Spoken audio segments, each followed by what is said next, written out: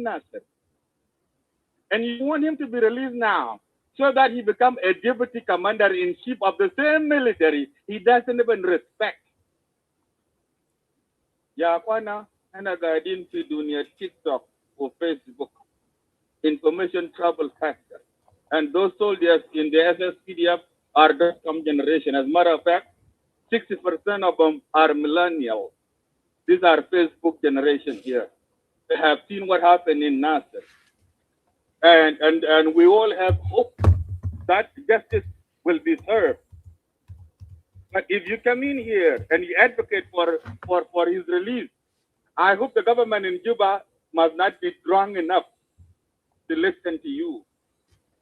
I hope the government in Juba hear us clearly in black and white. Okuma Juba they might complete to listen to you. Or even conform to the pressure from the so-called C5 or the African Union. Because that will open a Pandora box of anarchy in our country, my friend. Let me tell you this. Because after that, the soldiers will say, you know what, President Kiir, why should we even listen to your orders? Why should you send us to Nasser? Or why would we even listen to you to order us around in the country where we can get killed by the militia sponsored by Riek Machar's IO? And then later on, Riek Machar will walk free and people like Walda will come and advocate for the Riek freedom when our guys are killed and have bodies, their bodies defiled. It will even create a revolt within the SSPDF. And that revolt wouldn't be good for anybody, my friend. Let me tell you this. It will not be good. But if this current trial continue as set, even if Riek proved himself to be innocent and he's released after the trial, we can say, you know what? Lo Mahakama Legal innocent, then there is nothing we can do about it. If he's an innocent guy, he's an innocent guy. But for you to argue that the current trial should be cancelled, order to have the Riek Machar be free, and then you think when the Riek is free, Sudan will have a peace, that is when we will have a very, very dangerous war that you will never even win. We will completely lose faith in our government. Very, very dangerous for the existence of our nation. I know you guys are opposition. I know you're looking for a manpower. I know you're looking to because the manpower you can easily mobilize now is the Nuer community. And that's why you guys sing a song that sounds good in their years and in the years of their youth, because you're looking to attract a manpower here. But my friend, that is a very cheap trick. You cannot fool people all the time. Some of you can think you're fooling the Nuer youth now, but eventually, one day, you will not be able to fool all of them all the time. Somebody is going to wake up and somebody is going to see the truth. And it's not going to be good here, my friend. And whatever the case is, whatever the trick you guys are playing, it is the Nuer community that is bearing the brunt now. It is Nuer community that is paying a terrible price as we speak. So sooner or later, Nuer is going to have to make a choice. Now I feel bad for them because they are being fooled and mobilized to fight the dangerous government here. Not good. But instead of you guys coming in here and tell the Nuer people, look, rise up, look for your justice. If you don't get it in South Sudan, you can get it somewhere in the world. No, you are telling us, Lord, let Dr. Riek Machar be free. You know what that means to the white army? It gives them a false hope, and it encourages them that, you know what, Dr. Riek must be free. Therefore, the revenge must continue. Now, and then you want to turn around and say that you are a peace advocate. You are not a peace advocate. You are actually planting explosives in our country, Brother Luada. We don't know this. And the good thing is this, we are not discussing a history. We are discussing things that can happen in the future. Wana winter, we are, thank God, we are young enough to live a little longer. We would witness this if it were to happen in the way you so much with. And then I told you, Gidam, Nas Edmund Yakari Gidam, Nas Helena, and everyone else. I told you last time. Tala Kevalele. You would have regret it, my friend. Thank you very much, Mudita. Give the mic. Yeah, thank you, Walmore Anyar. Makwinlas is ready. Did you guys see the statement of Makwinlas about this? Nigeria is stop calling releasing. Makwinlas will be a president if you try. Okay, Makwinlas will take over for the Mayamfa. But if you can move the line. Yeah, thank you, Sister Nyan, 1956, and also thank you, Edward Diwal. And let you all know that we are live right now on Facebook and YouTube. So, so I just want to let everybody know aware on that. So we are not only in Clubhouse right now. So now let's move. So, Irmun Yakani, do you want to go ahead, or do you want me to give one more person? Irmun, can you hear me? Okay, so first lady. Give me a person. Give one. Okay, let me give this first lady. Go ahead with your question to Lualdao or to Edmund.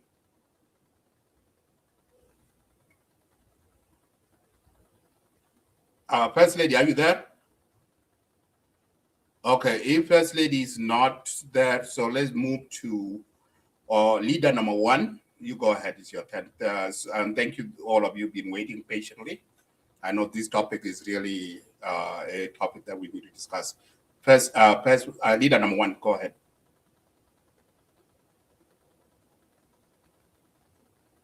Okay.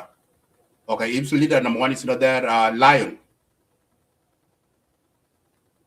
Do you guys hear me? Yeah.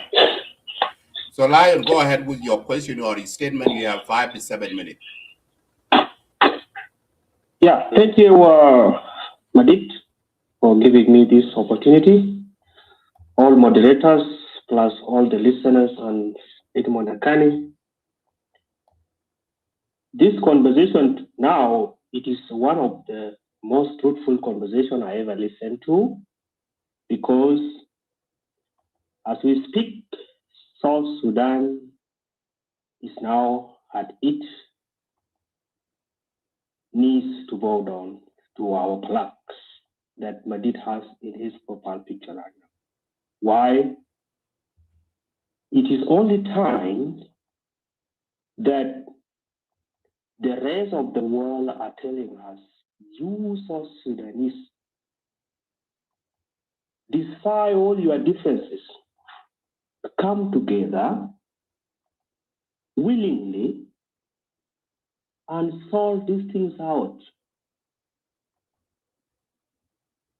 It is the only time where in that document, there's also a statement whereby, in the spirit of national cohesion and reconciliation, we must look beyond the thing that has already happened.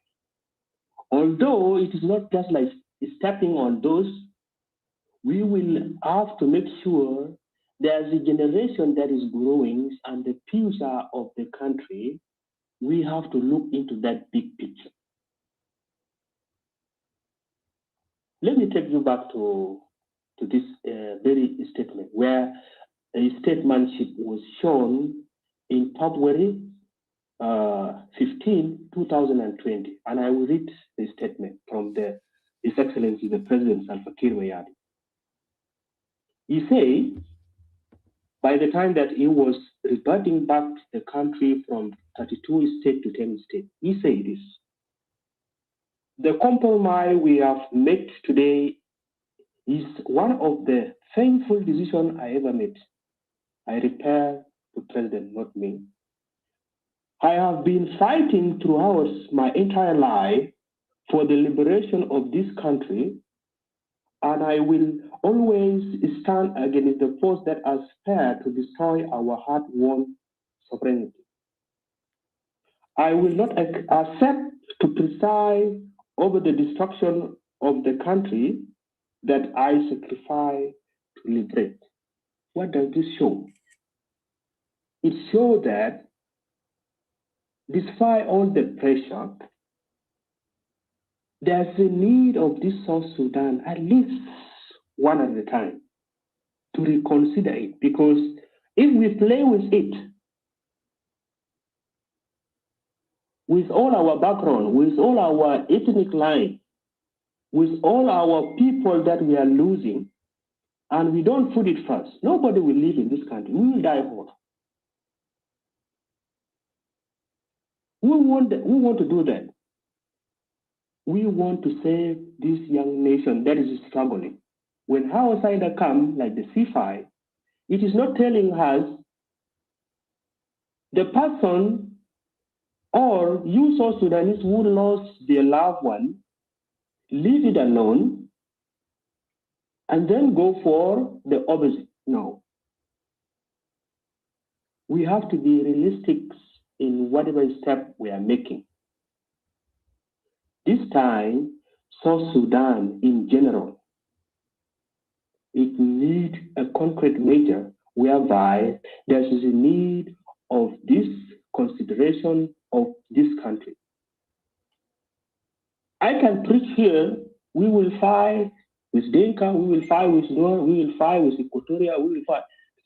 Until when there's the need of, let's say, let's cut it short, and we will come to question of justice. The C5 document does not favor the opposition. It does favor the national government. It is just telling us, we the people of South Sudan, we want this country with a big heart during the liberation. The world is stand behind us, including this African that we've seen wrong in their statement. We have lost 1 million of our colleagues during that liberation. Did Khartoum give us justice for them? No. How did we consider not leaving them? It was because we get our independence and we move on. But Edmond is here, he was telling us, when the 2018 peace agreement was signed, it was not signed merely to leave the people of South Sudan outside the justice system. They willingly say, we must come up with the ivory court that we have to form, so that all these generals who are undermining the common man, who are the civilian of South Sudan, who are killing these people, must be brought to justice, regardless of your political party, whether you are from SPLAIO, whether you are from SPLMIG, whether you are from where, you will have to be brought to that book. And Ikane will say, these people, they obstruct the setting up of that ivory court. Madid, your room is today is more convenient to be listened, and South Sudan need that one at a time, whereby the call of releasing Dr. Riek, I can tell you 100% where I'm speaking right now. If he is being released today, South Sudan will return back to peace. And that peace, it will never benefit the outsider, it will not even benefit the C5. It will benefit the people of South Sudanese who are trapped in a situation that they can never come out from it. Because the war itself, no one will even win it. The government may think of crushing the White Army, or the White Army may think of the opposite one. There's no cycle whereby we see there's a need of it stopping. And that's why we have to be strong enough. If these leaders if there's a need of Dr. Riek to get out, and it gives the solution to South Sudan, like as I read the statement that the president has made in 2020, I'm very sure nobody will be a loser. We, the people of South Sudan, we will win, because we will look for a way to pull this guy out and bring them to justice. Let me comment about also why the justice system in Juba was undermined during the peace agreement. And this question also will remain with Edmond Ekane, because during the peace process, they say Ivory Court, while the South Sudan has already a court, which the doctoral is undergoing on right now. Why? It was simply because the outsiders or those who see it think that the justice system in South Sudan would be unfair, would be weak, and would not be supported because it does not give the concrete measure whereby all sides can be brought to that book. Honorable, I think you can. How can I start? Do right now, if anything, try Dr. Riek Machar because he destroyed the lie of South Sudan. I will stand up as the number one to support them. But if the other side are saying they are clean and they kill a lot of people and they say they are clean, and let's push one agenda to give some one person a justice and they leave themselves, that would be totally wrong. And South Sudan will never see peace. But we have one more chance for us to think of these plaques, because if we don't think of it so hard, like the president put it in 2020, because his last statement was even hurt me. He said, I will not accept to preside over the destruction of the same country that I sacrificed to liberate. Look at this statement. It is so touching, whereby a statesmanship was seen and people stood with him. If we come out another one more time to say, for the reconciliation of the remaining South Sudanese, although they are burning in their heart, they have not yet seen the justice they deserve. Let's put this country first. We will come back for this justice system. South Sudan, the gun will be silent the same day. Believe me wrong, the gun will be silent the same day. The white army will go back to wherever they came from. The displaced will look for a way to go back home. And South Sudan, to their political leadership, they will solve their problem minus the fight. Because Edmond is here, he knows more. And the thing that he is telling us, if we go, like Dr. Lual say, if we go to a situation whereby we still, I lost two people, I lost one person, I lost my loved one, I lost, Jan Gabriel actually say, or somebody say, the doers are saying they lost more than 8 people in their family. And I can tell you, this is a fact. As I speak to you here, I lost more than that people, if we count including my relative. But why do I still stand for this country so that it has to rest to where it is going, so that we don't look back for the thing that we're supposed to have an end for it? If one man justice system is trying to oppress others and leave himself on top. How many family members do you lose? Me? Yeah, I lost more than 12 people. Okay. I lost more than 12, including my brother in J1 in 2016. As I speak to you here. Madi, do you know he's over 7 minutes? Yeah, I know. I give him 2 more so he can wrap. Yeah. In conclusion, I'm saying tonight, let's put this country first.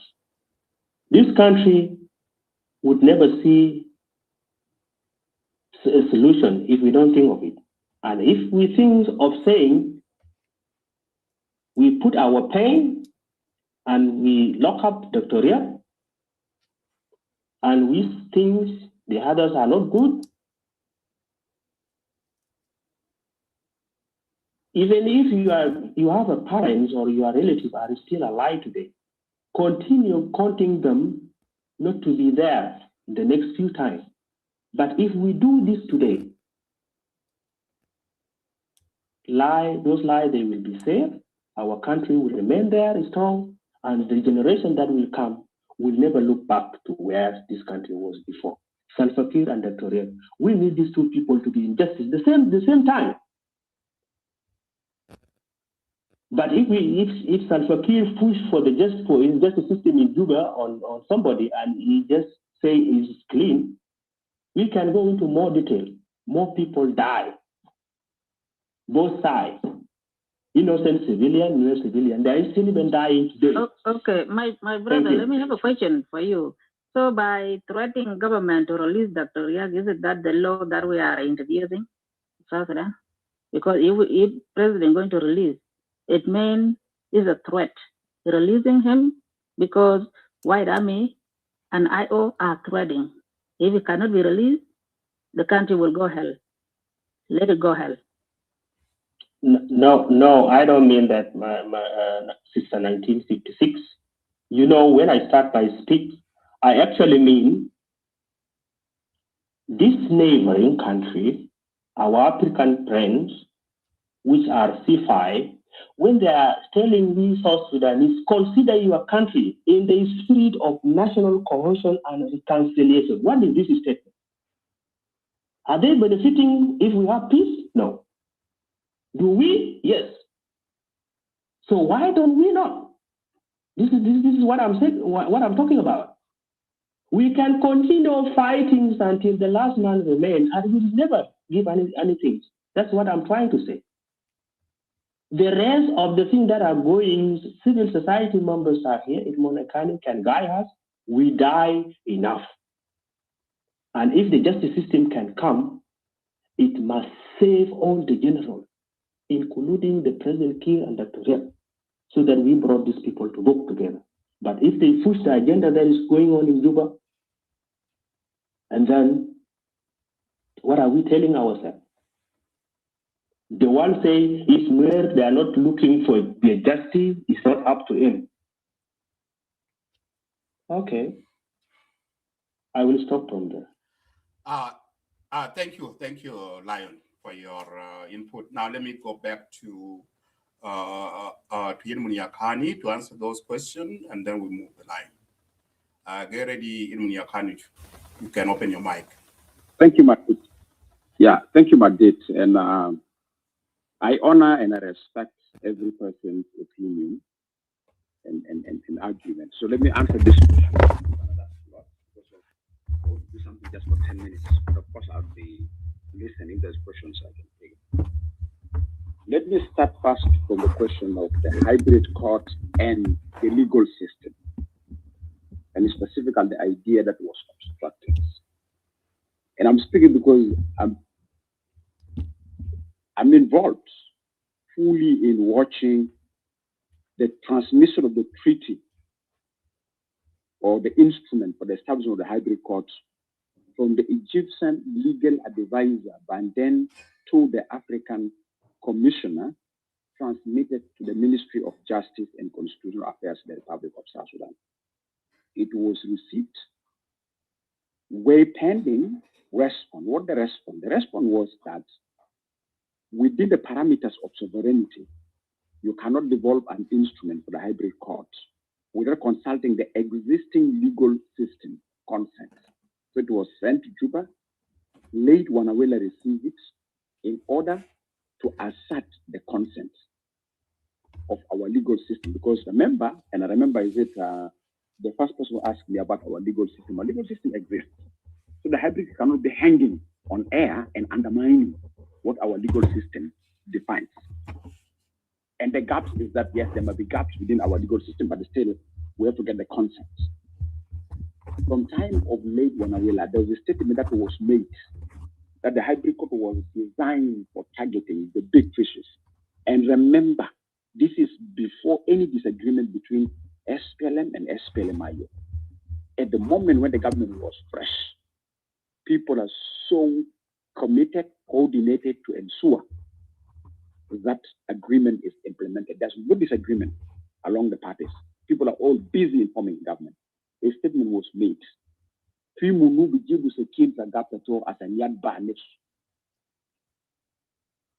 That statement delayed the response until today. This is one. Two, There's a belief that this hybrid court, it is designed for the big fishes. While actually, if you look at the Obasanjo report, even there's a mayor soldiers who have killed people without instruction of anybody.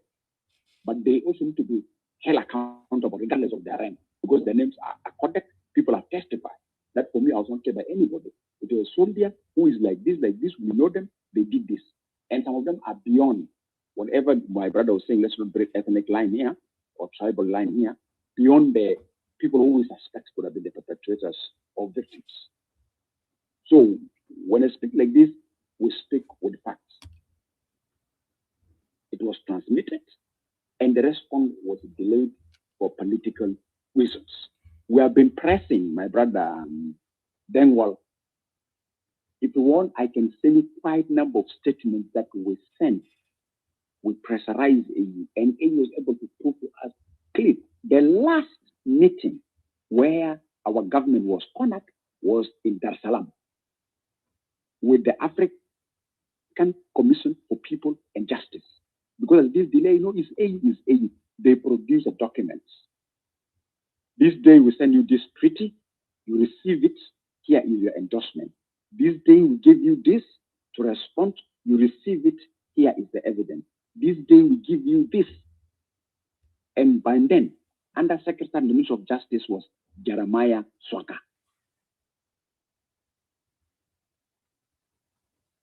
Officials in the Ministry of Justice were so much ashamed because there's a pressure.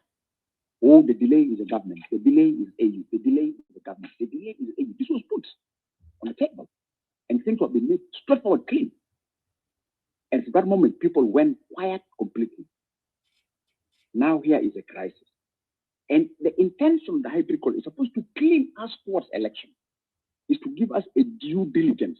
So that when we go for election, because remember, it is an ethical. Edmund, let me share this with you, and then you give us a comment on that. I'm reading directly from the RRs. I'm just a mere cattle keeper from South Sudan. No. Malaga. It's a Malaga. Just continue. Okay, I'm a mere cattle keeper from South Sudan who have a faith in African Union. I'm reading from the RRs, okay, chapter 5, article 5.3.1, establishment of hybrid court for South Sudan, HCSS. Okay. 1, it says there shall be established an independent hybrid court, the hybrid court for South Sudan, HCSS. The court shall be established by African Union Commission to investigate and, where necessary, persecute individuals bearing responsibility for violation of international law or applicable South Sudanese law committed from December 15, 2013 through the end of transitional period or March 12 of 2021. Where is the court at? Can you continue? There's an article behind there. Continue. Look. Okay. If you want, that's good. If I want to continue, but also remember that first part of my question there. Where is the court? Because African Union was supposed to do it. They have not done it. Okay. So now, let me go to 2. Let me go to 2. The term establishing the hybrid court for South Sudan shall conform to the terms of this agreement, and the African Union Commission shall provide broad guidelines relating and including the location of hybrid court for South Sudan, its infrastructure, funding mechanism, enforcement mechanism, and the applicable jurisprudence number and composition of judges, privileges, and immunities court personnel. That means still here, it is this section here is still give a responsibility of this court to the African Union. I'm glad you now let me answer here. Part of it. Now where is that? Good morning, ladies and gentlemen of the media.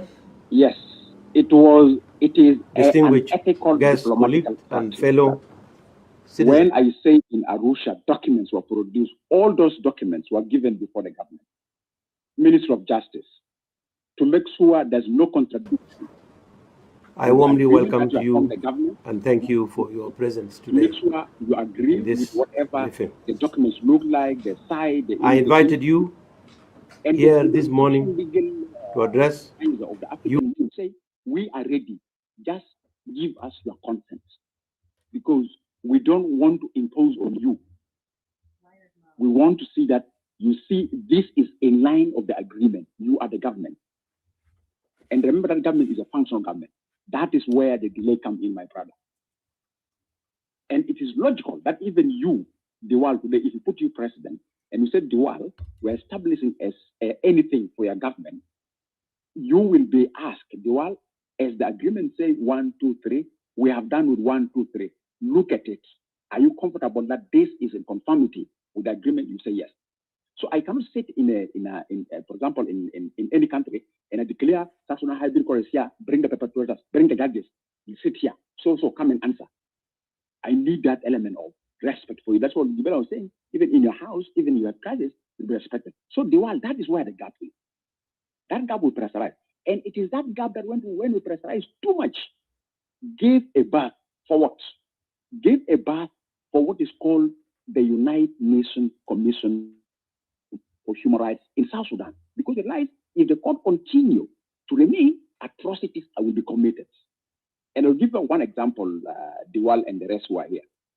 Remember one time I was speaking with you here over the fate of the prisoners of war, and I told you guys that there's investigation. I will tell you investigation is finished. The African Commission for People, the UN Commission for Human Rights, it will capture names of people, even if I tell you that Mayor White Army, that were automatically names were detailed. And they will not run free. Like when in the C5, the Obasanjo report was put very clear. It's supposed to clean names of people. So what I would like to say is that as much as we want to blame our brothers, we also have our own weaknesses that sometimes contribute us to be exposed too much. The only thing you're not paying the feel is when you sit and somebody starts putting facts in your eye, and somebody who's an external, and you are aware that I'm supposed to deliver this. So Diwal, I agree with you that our responsibility is to pressurize the AU. And we're able to pressurize the AU until we're able to be given in front of us. In front of us. And I remember the last minister who really put an apology is the last Minister of Justice, Madol. Because Madol was there. Madol said, these things was not under my term of office. It was this process during the late of Wanawela, which for me is an internal institutional communication. So let's put ourselves here. That's what we say. Number two, do we watch crimes to happen because we are waiting for hybrid court and the legal system cannot be applied? No. The answer is no. Our legal system must respond to situations, even if we wait for 100 years of the hybrid court, crimes cannot be watched. Why? Because we are not living in a society with a vacuum. What does that mean? Laws exist, courts exist. That one, there's no problem with it. One aspect that I want to bring forward to our attention, why the situation of the first vice president become a bit sensitive in debate or on motion. It is that the status of the agreement. It is that the status that the agreement itself will hold him or others accountable. It is that the status that we don't want to set a presidency that one person take the law into his hand. And I'll tell you, in the last meeting that we were in, somebody even mentioned it very clear that we are aware of who is first vice president. We are aware how he made the customers, but you have made him more popular than when we're going to hold him accountable. And that's what people start looking into. Where does Genesis start from? So we are not here saying he is free and he should work free and he should not be held accountable, or other people is free, those people cannot be held accountable. No, everybody is supposed to face the law to fix a lesson for future generations to come. And we share the same pain that we cannot be watching, even if I lose one. Even if I lose one, that one that I lose, somebody has to be held accountable for it. Like the government is saying, our soldiers, our national defense and security institutions are there to protect us out from this fall. And you should give them a signal that you can be sacrificed because of one person who feels he is a supernatural to the country, that he can walk out from there. No. So for me, that's the difference. And that does not mean that, by the way, that does not mean that the report of Obasanjo and the atrocities that were documented recently, somebody's going to walk away from. It's America. That's why actually one of the secrets, just I want to say with you, one of the logic why, if you look at the communique, and I really urge that Let us go back to the community and read. You know, the electoral process was switched. Yakani, which one is first now? Is it peace or justice? Lama, debate peace or justice there normally is being brought by individuals that want to escape one and the other. They put which first, justice or peace, peace or justice. The reality is that both of them need to go simultaneously, in the sense that if I prefer peace first, doesn't mean I undermine justice. If I prefer justice first, doesn't mean I undermine peace. You see, that's the way how they move concurrently, so that at least everybody feel embraced. So the question of whether egg first or egg or chicken first there, in this context that we have, that is a context that, look, for us to create elections for people to vote. For example, this is just let me put like a lay person, like what Diwali was saying, is a cattle keeper from the cattle camp there. Now I'm a farmer in my farm with my seeds of my best meal in my tribe is called Kwena Mare. What is Kwena Mare? I will explain to you later if you want to know what's Kwena Mare. Now let me take my seeds of Kwena Mare with my hoe. I'm not in the cattle camp. How can I vote for somebody whom I'm suspicious that if I vote for this person, my vote is going to bring him undermine justice? You see that question of peace first or justice later. And in the same case in Liberia. The case of Liberia, what works better in Liberia, and what works is that in Liberia, there was a target for the leaders. And this is why I'm telling some people that we will make up a scenario. Don't get surprised, a scenario whereby both a president and first vice president and others may be locked up somewhere. And people say, go ahead with the government. And they'll be brought back to face justice. It was come to us. Those scenarios may merge. And that is not Liberia. Yakani, I'm not interrupting you. Sorry. I want to tell Medit that I will have to go. There are people who kept calling me. I have to go for a meeting. But one thing I want you to answer, and this is, you know, the argument of Wal is saying, Wal is saying that to implement your argument, that concurrently peace and justice, he is saying his argument that Riek Machar should face justice for the people that were killed in Nasser. This is the argument he's making. When you say they are concurrent, that means if someone is killed, you need justice right away. And let me tell you, well, so this is the argument that at some point I want you to study this properly and decide which way we go. For me, yes. I think they are important. I think they are important to have peace. They are important to have justice. But there's an order. We should really put these things in order. First, let us have peace first. Stop bleeding. Then we'll go with certain orders. But anyway, I will come back, Madid, because people are really bothering me. Before you go, I will come back. Now, can I answer before you go? Yeah, go ahead.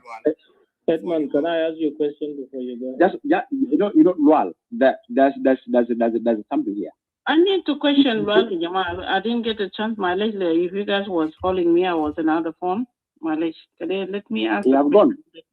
You have gone. He dropped himself. No. Edmund. Let Edmund finish because he's almost finished, Edmund. I'm here, Yakani. I will listen to you. Honorable Wal, you should suspend that meeting.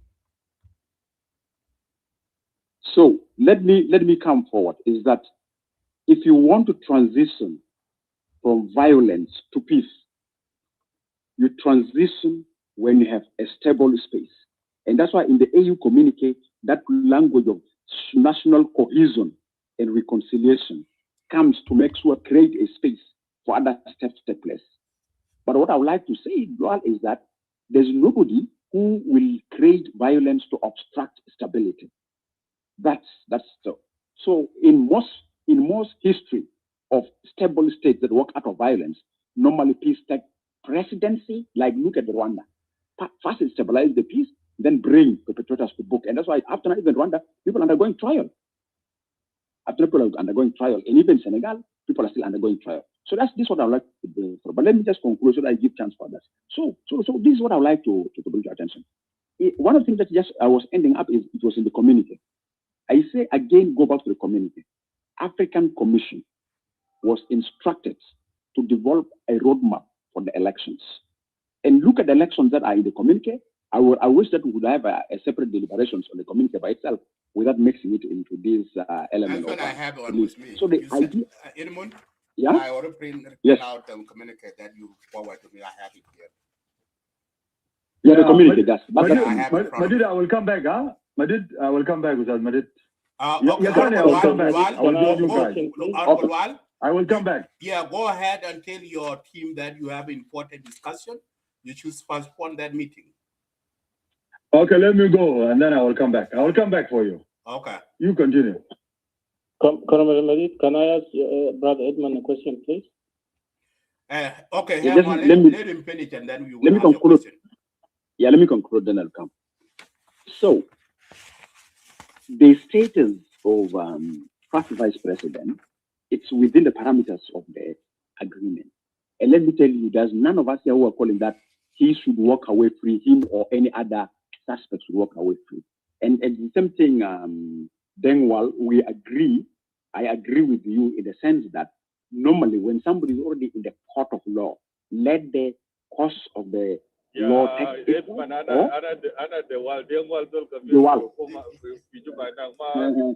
Don't let it put you in blue house.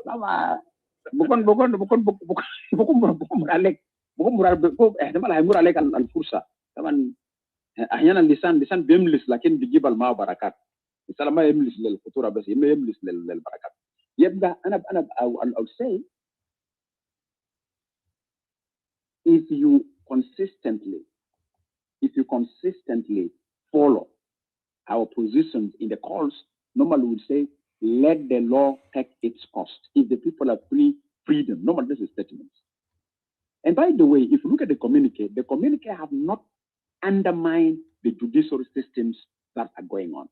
But what the communique was saying that there are certain stages of Dr. Riek Machar that we need it because we want to finish a business that we have committed ourselves to it as South Sudanese, as a region and with the international community, but this does not mean it's denying justice not to prevail.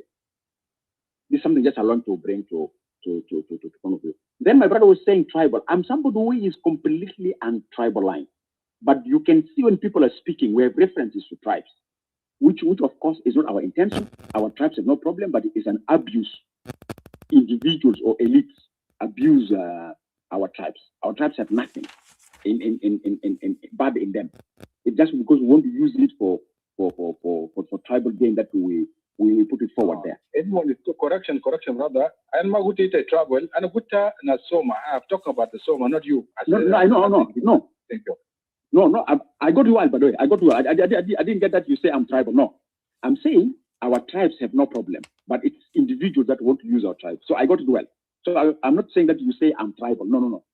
No, I got it very well, and I got your argument very well that you direct towards Soma. I'm saying that some individuals who want to buy power, they start using the lands of the tribe to find an easy way of climbing the ladder, which is wrong actually, because if you go to our tribes, they are completely innocent. They have nothing to do with what we're rivaling for. They're in their peaceful coexistence. They're exchanging themselves. They're enjoying the nationalism.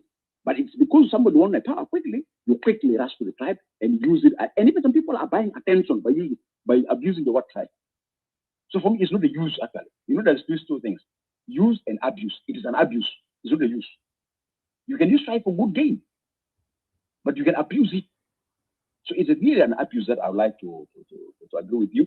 I don't want to prolong, but I think the hybrid court, all those questions about the hybrid court, I put it forward. All those things about whether if somebody is facing, somebody's committing a crime, should we wait for the hybrid court? The hybrid court was specifically designed for atrocities that are against humanity or war crimes. There are other crimes that happen that people will be held accountable. So please, I'll yield the mic back to you, Magid, because we need to balance time. So there's no need to dominate and it's better answering questions to make more better. Yeah, for communicate that you mentioned in Bunyakani is number 10, call on the Adigono to take urgent step toward consolidated the progress achieved and to lay the groundwork for successfully organization of election, including the consideration of releasing all political detainees, especially Dr. Riek Machar, first Vice President, in the spirit of national cohesion and reconcile. So that is the communique number 10. Go ahead. So the next one is the next on the line. First Lady, do you want to wait for Walda to come back? Yeah, I'm gonna wait for him. I asked earlier. I want a question. I want to ask Brother Edmund. Okay. Directly and Edmund, but I'm gonna wait for him to come. Okay, let them come back, and then you will have your question to both of the gentlemen. Okay. Galuk, go ahead with your question. Thank you, Brother Edmund. Brother Madid. Brother Edmund, in your view,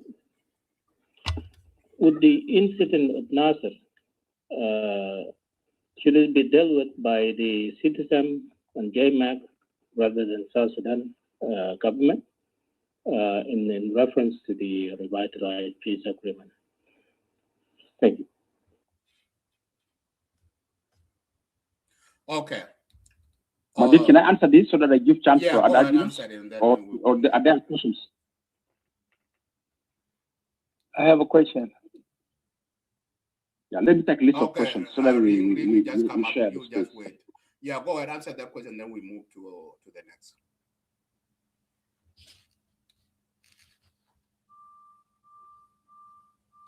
Anyone, go ahead, answer the question. Or do you want to wait for the next? The question. I think it's better to take a number of questions. Yeah? Okay, good. Yeah, let's wait for others. Okay. Yeah, wait for others. It's better just so that it become more constructive than question after answer, and take time for no reason. Absolutely. Okay, the next on the line is hang on.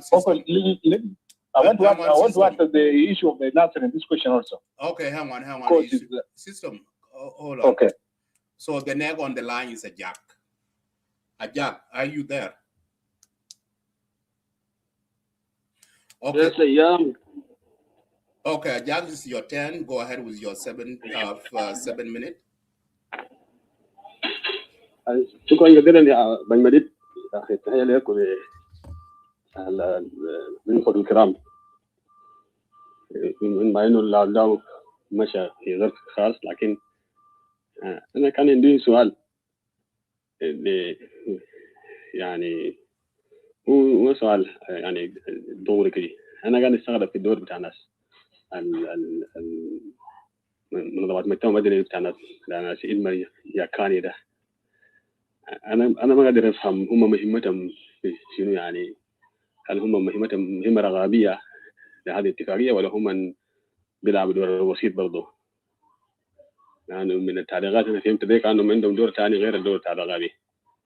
على أي حال إذا كان عندهم دور رغابي، أنا بشوف إن دور كان مهمتهم منتهي هناك في بتاع القلق، إنه كان حصل أي حاجة يقول إحنا قلقانين، نعرف عن غلغنا ونعرف عن كذا، لكن ما بيقدر يمشوا أبعد من المهم بتاع إنه يعرف عن غلغهم، لأنه زوجة UN ذات والمسؤولين من حقوق الإنسان هي حدود يدين، لكن وزارة التمتام بيعبر عن قلقه فقط.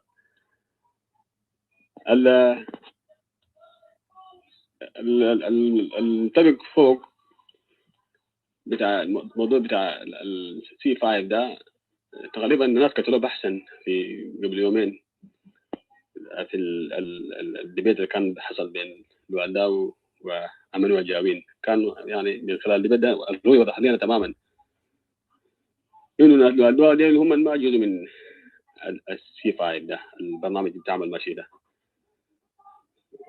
ولا علاقة للتمنيني بهذا البروسيس بتاع C5 الماشي يعمل نفسه في ساوث أفريقيا.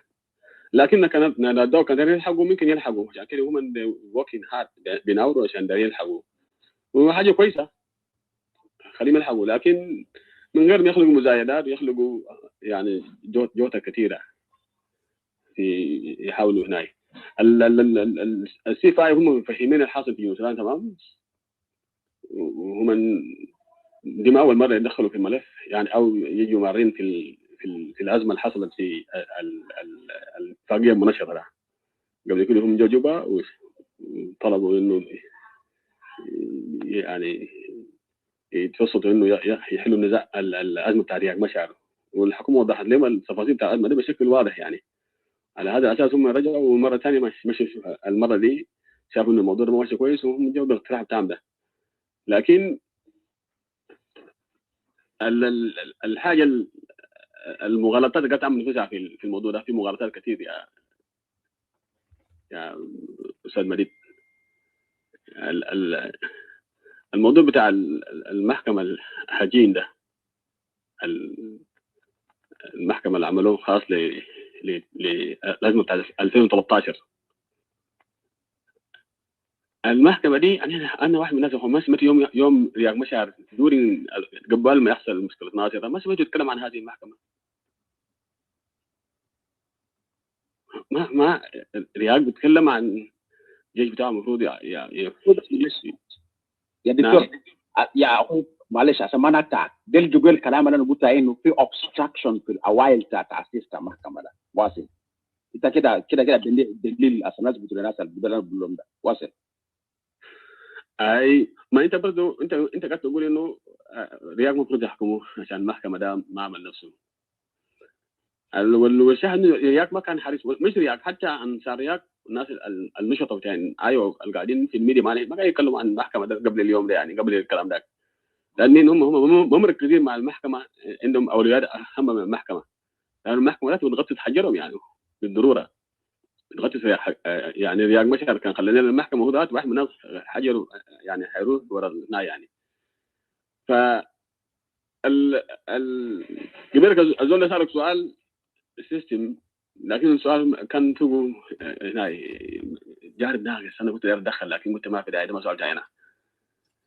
هل المحكمه دي هتيجي تعمل بالقوانين بتاع بالدستور بتاع جنوب السودان وهتجي بالدستور بتاعه براو؟ اذا كان تعمل بالدستور بتاع جنوب السودان اذا يعني ما في حاجه خطيره كده المحكمه هيعملوا، يعني ما هيجيب حاجه. ثاني حاجه هذه المحكمه نلقى غيرها على ذاتها، هو بس الا كان بيجيب قضاء غير جنوبيين يعني، بس ده المشكله فوق بيجيب قضاء غير جنوبيين. خلاف كده المحكمه مطالبه تحكم بقوانين بتاع جنوب السودان، ولا كان يعملوا قوانين خاص بتاعهم. القانون بيقول ما في مبدا اساس بالقانون بيقول القانون ما بيحكم باثر رجعي، يعني كان داري يعملوا القانون بتاعهم عملوه وقت ما يعملوا ذاك ما بيكون ما يقدر يحكم الناس في زمن الوقت ده، يعني القانون ما بيحكمني بجريمه الوقت ده ما سموه، يعني ممكن تسجل قانون الليله لجريمه سويته امبارح ما بيشتغل فيني لانه القانون ما كان موجود اصلا. فاذا هذه المحكمه حتعمل قانون جنوب السودان. اذا الحرص الشديد على شنو؟ الحرص الشديد على المحكمه شنو؟ بس بيجيب قضاء غير جنوبيين، لكن كلام كده الناس ما تتوقع المحكمه ده حيجيب حاجه ثانيه، مجبوره تحكم بالقوانين بتاع الدستور جنوب السودان، ما حد يتجاوزهم، لانه نحن الجنوبيين ما في حاجه كان بيحكموا وقت غير القانون ده. لكن الناس تفكر انه حتجيب قوانين جديده من راسهم وكلام كده، قوانين جديده اي قانون جديد ما يحكم، ما في قانون مش باشا رجعي، ما برجع ورا يعني ما في. عشان كده موضوع المحكمه ده الناس ما يطلعوا يا اخواننا العادي ساكت. لو كان قال نادي بدون محكمه دوليه ولا محكمه كان معلش، المحكمه الدوليه عندها قوانين جاهزه ممكن يحكموا الناس، لكن طالما اسوا محكمه عجين ده بيجي جنوب السودان بيحكم هيحكمنا بقوانيننا، يكون الكلام ده واضح لكل الجنوبيين يا اخواننا، ما حيجيب قوانين جديده من راسه، كل اللي حيجيبه بس قضاء جديدين، قضاء من افارقه من دول افريقيا ذاتهم يعني. اذا الموضوع بتاع الهجين ده موضوع بتاع الطرفين، يعني الطرفين الناس لو ما يخش فوق الجبل كده يعني يعملوا فوق ويدقوا فوق نقاره. اذا كان رياض ذاته ما مهتم به ولا ناس ديفيد بيل ولا ناس سلمان دندر ما يقولوا الكلام ده، ولا سلمون ذاتهم نشطتين قبل اليوم ده ما يتكلموا، ما قانون ده ما كلام جاب فوق الا لما انحسن موضوع الناصر وجريمه الناصر. اخواننا ليست لها علاقه بالجريمه حق بالاحداث بتاعت 2013، دي جريمه منفصله والشعب الجنوبي لازم يسال في تحقيق عداله في هذه الجريمه يعني بكل بساطه كده. فالموضوع بتاع السي 5 نتمنى انه يشمل باقي المعارضه كلهم، نتمنى ذلك. الجري بتاع ناس الاولاد ما يكون خساره ساكت، خليهم يلحقوا، كان بيقدر يلحقوا، ما هي الاتفاقيه ذاتها فتح الباب على مصراعيه للناس ما موقعين، نعتبرهم موقعين، خليهم يخشوا. لكن كان يخش لانه خليهم يخشوا من غير ما يعملوا ضرر في هذه الاتفاقيه منشطه. لانه رياض ده مالك في تمنوني قال كلام زي قال اخواننا رياض عمل يعني مش ستيتمنت، عمل زي جايد لاين كده ده ولا خطوط كده حمراء رسمها في لما الناس في 80 لما الناس وناس كوربو قال نحن ذاتنا والله كان عندك كلام احنا ممكن نجيبه مداول الاتفاقيه ذاتها. قالوا رياض لعب لنا دور الباك ما دارين نخش في الاتفاقيه لان رياض حريص على مصالحه في هذه الاتفاقيه. اي زول دار يخش في الاتفاقيه خليه يراعي الاتفاقيه، ما يقدر ما يكون خصما على الاطراف الحقيقيين في الاتفاقيه، ما يكون خصما عليهم من حق الناس. ايوه يقول يا اخواننا ده اللي حاجه اللي ممكن يعمل نفسه. لكن اذا كان هم يزاودوا ودارين يجيبوا يعني يصطفوا ورا الايو ويصطفوا ورا رياك مشعر، من حق الحكومه انه يعني كمان دورها كمان انها تلعب دور انه ما تضيق عليهم المجال. من حق الحكومه ترفض كمان يعني بشكل اخر، لانه انت ما جزء من الكيس ذاك، انت ما جزء من التفاصيل ذاك. ليه انت جاي خاشي في انت خليك العب دور بتاع انك تقرب المسافات وليس تبعدها. يعني عندهم جايبين لنا الليست طويل بتاع انه 1 2 3 و4 وشنو ذاك. الحاجه المهمه انا حكتني الوالده قبل شويتين، قال يا اخي في ناس متغلين سياسيين جابوا من كينيا ودوم جنوب السودان، وجنوب السودان الحكومه سوتهم، وكين ذاته قاعد في كينيا. يعني الكين ده ما معارض؟ نعم دي كينج بقى كين بتاع الوالده ذاته. اوكي خلاص كده واقع لك. كين بتاع الوالده قاعد في كينيا، مالوك كينيين ما تسلموا الكيسات. اي كيس يا ناس الدين والناس اللي كانوا متمردين. It was a war time. If you talking about Nazagari or Samuel Dong, these people were declared the war against the government. تفتكر وكما كان يعملوا مشنا. اي يعني لو ده عشان يخش في الاتفاقيه ما محتاج يكبر كيس، يعني ما محتاج يعمل له كيس واحد من كده. خليه يشوف الانترست بتاعه وين ويخش في الاتفاقيه، كان ده يخش اهلا وسهلا. لكن ما يعمل لنا صولات جولات في الفاضي ساكت، يعني استعراض في النهايه. دول من عضلات يا اخواننا ما بيستعرض، خليه يعمل لهم عضلات الحبلقيه يستعرضوا بسبب انك موقفك انت من القوه شنو يعني عشان تفرض حياتك. ولو كمان عندهم عضلات نفس خليهم يبحثوا عن اتفاقيه براهم، يعني ما يخشوا في حاجه حق الناس، خليهم يخشوا يعملوا اتفاقيه بتاعهم براهم. ده بكل بساطه كده حبيت اقوله في الكلام ده يا مجيد. انا بجيب شكرا جزيلا على الفرصه يعني. شكرا استاذ Jack. Yeah, wonderful input. Yeah, before we come back to Inamon, let me see system you are next on the line before I give you a chance. Let me give this ring. You said you have a question, so if it is a question, I do. Yeah, go ahead. Have your question. Thank you. Thank you. I have a question too. Okay, so go ahead, Ing, and then you will ask your question, Lion, and then we go back to system. Yeah, Edmond, I want to ask a simple question. I'm going to get my time. Yeah, I thought that you are waiting for Walda to come back. No, I'm going to get my chance, and I'm going to wait after that for both. Okay, sound good. Okay, so Ring, go ahead with your question. Yeah, my Edmond, Tahir Legia.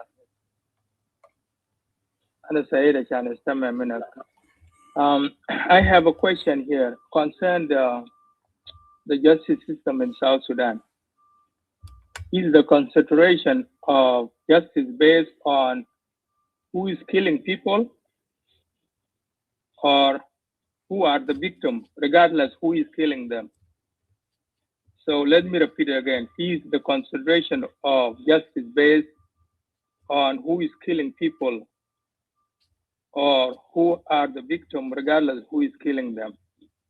I'm asking this question because we have victims that nobody even talking about them. We have some officers who were detained and they never been taken to the court. People like Christoton Magadid, Simon Aboja. I don't know whether you are aware of their case. You remember before there was Isaiah Abram was killed in cold blood, Boldeng Mayan, and many more like Agri and Dong Samuel, and many sons of Awil, they were burned alive, and nobody even talk about that case. So it's okay if Salva Kiir killing people. It's not okay if Riek Machar kill people. Is that the criteria? And I will yield mic back to you. Thank you.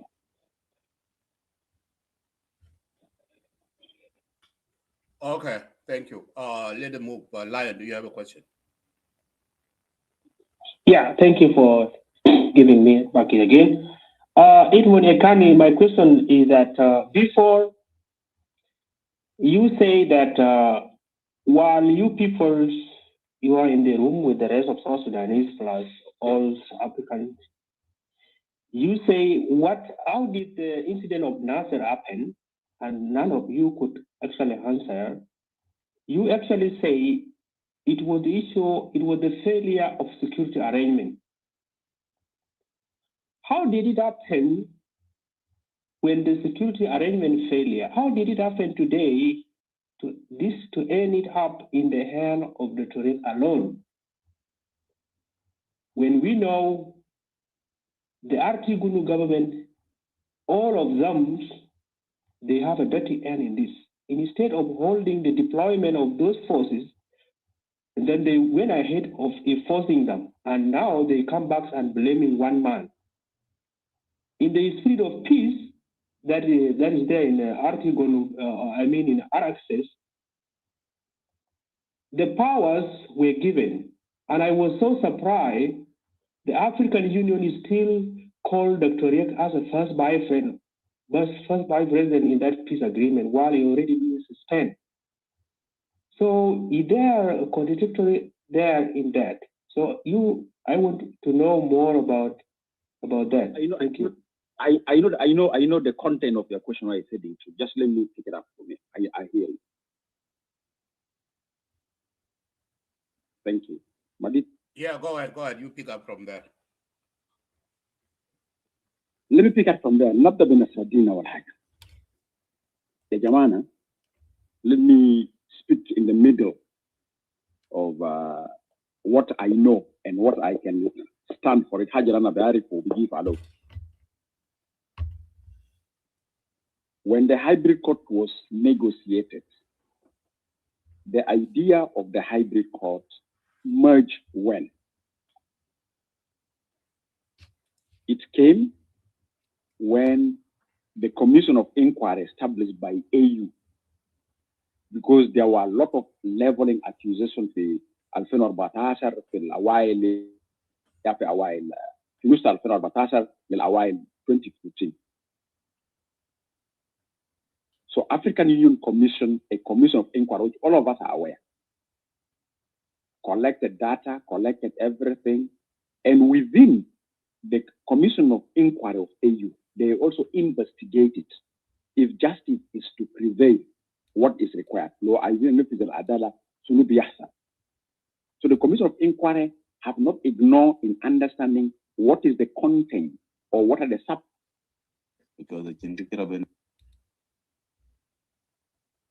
or justice on atrocities that may be described as a war crime, crime against humanity, or genocide. They investigated and they looked into the institutional setup of the court of legal, the judiciary of South Sudan institutions. How are they set up in terms of capacity of the institution, the human resource that can just all into account. All of us are aware. And I no question to Muraja. But who come to Bahajat why? You confirm Mahkamah Hajin. Why is it called hybrid? It's not hybrid by the nature of the law. It is hybrid by the nature of practice for judicial services. The Manasradin Ganda have given Godam in Barra. That were high. Some of the international treaties we are state party to it. The convention we are state party to it. And some of the values of those conventions are missing in our existing laws because our laws have to undergo reforms as the agreement requires. Our judiciary have to undergo reforms. That's why there is a Judiciary Reform Commission. And some of you might have seen the Judiciary Reform Commission was not headed by South Sudanese, was headed by Ugandan, Kenyan, and they hand over the report of officially to His Excellency President, and they are ex-judiciary retired people from the region. So because of that judicial reform, that's what say, let's speed the word, let's put the word the hybrid court. Yana baadaye Nasruddin kama languta jiberi kumbidaya na kumbidaya there's obstruction. And a good obstruction na no matter visual channel mahakama as bitan subutiat indi subutiat. Kan wo kidak inu malum alja haul mahakama hajinda and mahakama hajinda is targeting big fish. Tekan kala manas bugudin the target is big fish.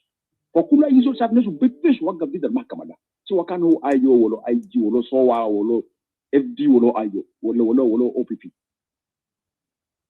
Kan aizul channel so big fish dan kan de malum al awal tala inu mahakama da takaso hagole big fish. Bragmain na Pinas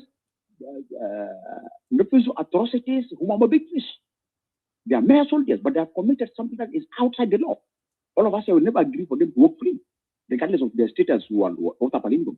And then the hybrid, the reporter Obasanjo, Akadino Pinas, Mingerota, Bestek of Jirima, Hatta Pinas Medinin, Beteria Ger Mobasher, first solution is a Jirima. There is a Comobardo. That's why الاتفاقيات على بتاعتها التسرج في حاله كتمحكم على الجين وبعدين في كوميشن تروث اند ريكونسيليشن وفي compulsory reparation. They can نقاش طلع the transitional justice او العداله الانتقاليه. يبقى الاتحاد الافريقي. I want to repeat myself. African Union knows government of South Sudan exists. African Union knows that South Sudan is a sovereign state. African Union knows that South Sudan have laws in existence. African Union that South Sudan has human resource. It is a sense of respect of the status of the Republic of South Sudan and the government, regardless of the individuals there. They have to accord that because that is for the citizen. According to them, by saying these are the documents that the agreement say. And by the way, African Union is only developing the legal framework for the function of the court. As in Kida, they mean Haiswal Eteram.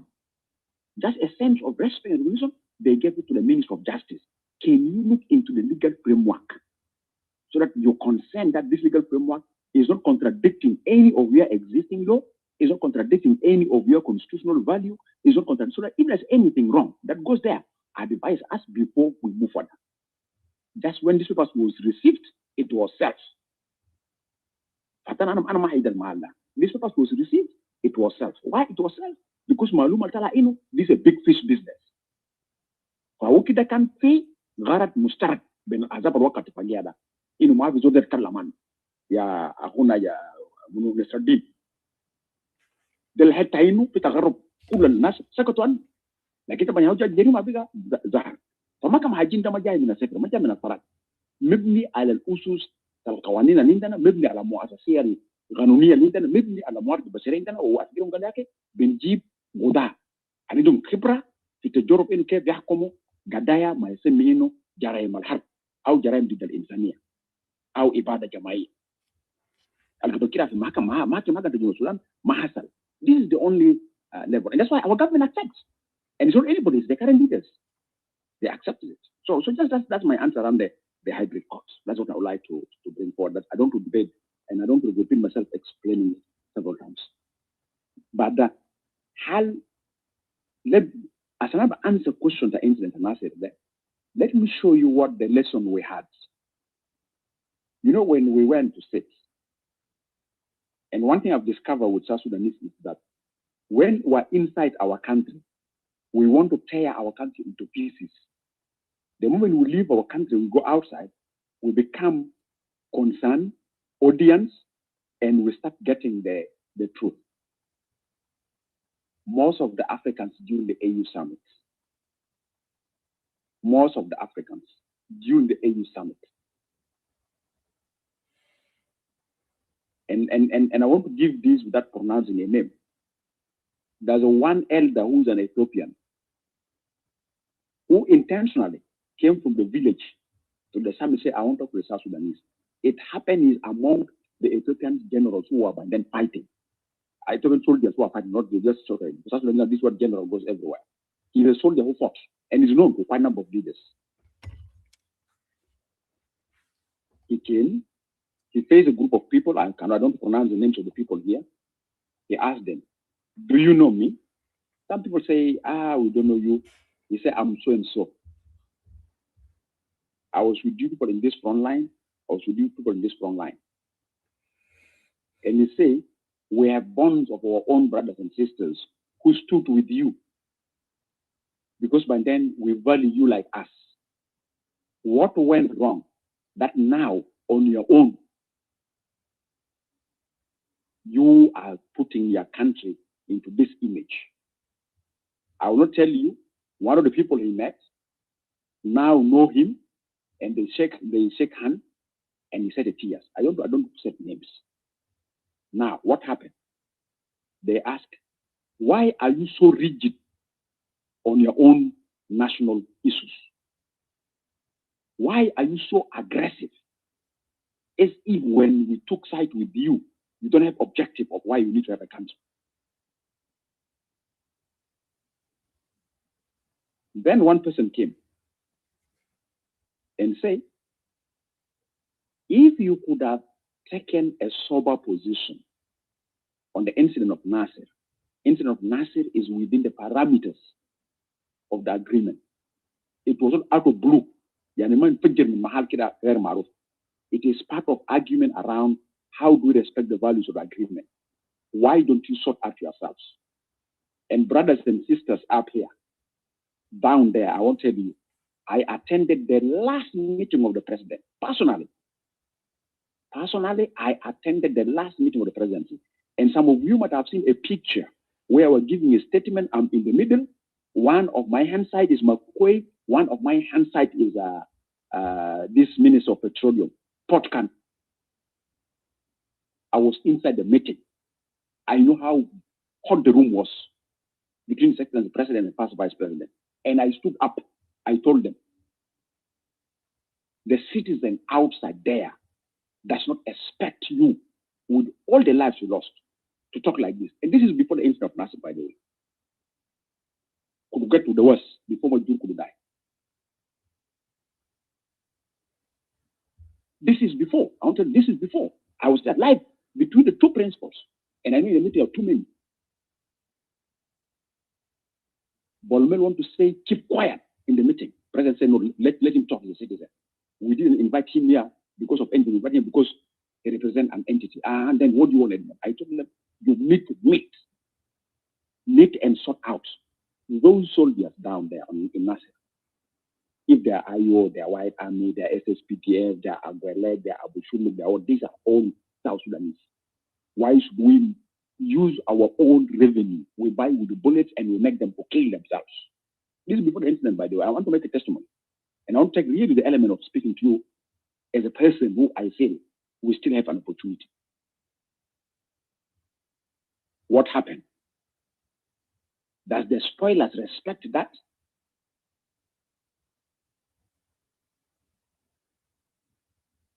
Does the spoilers take that serious? They orchestrate it. They design the spoilers, and I don't pronounce who is a spoiler here. And this is why I agree with the system. I don't know what system you're listening. I agree with the system that our tribes have no problem. Some individuals want to abuse a tribe for political gain. Some individuals want to abuse a tribe for relevance. Some individuals want to abuse a tribe to be having an attention. Some individuals want to abuse a tribe because they want to go somewhere. But that's not the objective that our tribes have agreed upon. In the spaces like this, we can call them. But when you go to them, they'll tell you, no, my friend, don't misuse us. The Jamana, the reality is, we cannot compromise with. Let me tell you, if you want to lay down a strong foundation is laid down on values. If one of our values is not justice, if one of our values is justice in selective manner, if one of our values is justice because we want to be in protective position, if one of our values of justice is because we want to teach them a lesson through justice system, we will not set a good value. That's why we are lectured. I know the members who are in the summit can't tell you, but in the summit we are lectured all to feel so ashamed of ourselves that we are unable to look into the hardcore issue. I'm sorry, we really look too childish in that space. And they tell us, here is the point. You don't want us, we don't want you. Please, summit is end.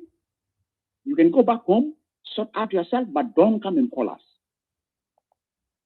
And the Ethiopians say, I wish we have a space to go and collect the remnants of the bombs and bring them back before you abuse, because we have never collected them. It was really very simple, brother. So what am I trying to convey here? I'm trying to convey. And that's why if you see the communique, Nasruddin, you ask our role, civil society, I don't know if you look carefully at the communique and the position of the statements. I want to bring this. Remember, there's a pronouncement of political retreat. I just want to confirm. Well, a system or anybody can confirm. You saw where the pronouncement of political retreat was, isn't it? Or Madid, if you follow the summit. Yes. The speech of Ramaphosa, the president of South Africa, can pronounce the political retreat, isn't it? Yeah, actually, I have it. I pull it up. I want to play it next after you finish. Yep. Now, the question you need to ask logically, and this goes to Nasruddin about our role. Why the political retreat is not repeated in the official communique?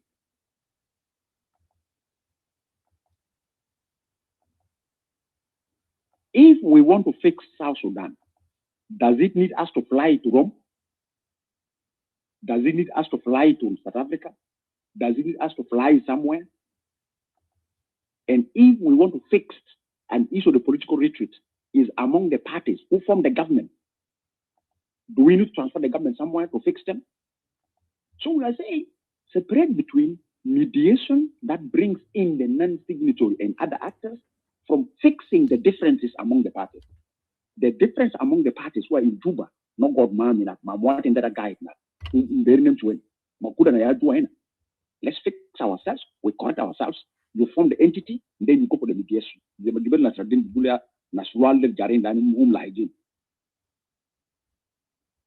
you see in the communique, the final one, the word retreat was not enshrined, because what does the retreat mean? What does the intent of the retreat? If the intent of the retreat is to put things inside the house into an order, do you need to transfer this house anywhere? So these are some of the analysis I want to bring to your attention.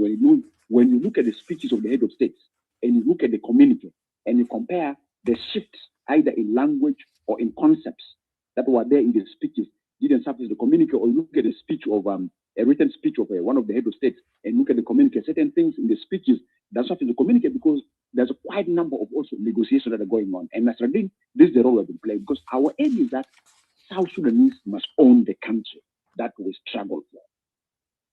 And we must be part of it. And that does not mean there's no difference, there are differences. So my answer to the person who asked about Nasser case are supposed to be dealt with citizens. If there's investigation have to go to that situation.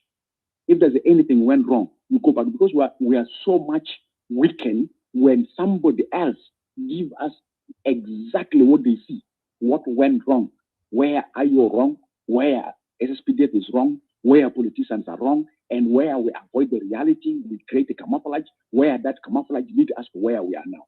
It was really very simple. It was really insulting us. That we can see somebody telling us, hey, you know it, but why do you do this? So for me, it's a question of us taking responsibility. But taking responsibility does not mean we should suppress the demand for justice. And the demand for justice should not be selective. The demand for justice should not make somebody walk away that, I'm proud of that selective justice. We need to make sure al-irtikab al-jarima ganun yakub majrahu asanikon hisa le ajala. By the way, let me ask you, our call here for justice is to prevail justice for us today, but it's also to teach generations to come, not to repeat the same mistake. As nasal giant from Mustaqbal, ma yigir nasa kata da lo yumshat fe nakan gablin amal kata zira akomom. Mahma kana wazai bota pumfi. So for me, that's just what I would like to conclude with, that it is us to sit down. It is us to handle. The pains are equally shared. The demand for justice are equally shared. And that's what I'm saying. One of my messages is that splitting justice and peace and justice, go with them in the manner that you respect what you commit yourself to. So the difference here that I want to bring forward, the analogy that the status of Riek is having two N is what people doesn't want to look at it. Is that his status in the line of agreement? Is that his status where he is accused? And that's why technically in the communique, if you say you have the communique, you can look at the communique. Let me, even I have it here with me. Let me read through the communique. I have it just as I'm still with you. The point that I want to stress about the elections, Madid, you leave that point of releasing the detainees. There's this point number, allow me to look at it. There's a point number where they put AU, where AU Commission. Here, point number 6. Let me read point number 6. So that at least what I'm stressing so much comes to everybody's attention. And read. Point number 6 reads as follows. The summit of the AUC5 directed the African Commission to coordinate, collaborate with the relevant institutions of Artigono to develop a clear roadmap for elections, to promote technical and financial assistance to create conducive environment for the organization of free, credible, and inclusive election by December 2026, including all citizens eligible to participate in the elections. What I want to insist is AU Commission was directed to coordinate and collaborate, which is part of the R access, to develop a roadmap. That development of the roadmap of the elections is going to create a lot of things that are going to be detailed, what is meant by the roadmap. So for me, we have opportunities. I just ask us that let us focus. Let us focus. And that's why if you see also the community was not on the case of the court. Why? Because the certain budgets are going. So for me, those are the things that I'd like to just bring to your attention, that more we need to share. I don't think that there's somebody who is an expert than anybody else here. All of us here are experts, but we need to share ideas and knowledge to generate a middle ground, that this middle ground will take us to the South Sudan that we want. And if we're going to the South Sudan that we want, we don't allow perpetrators, or we don't allow people with that clean hearts to abuse our working for the South Sudan we want. Thank you.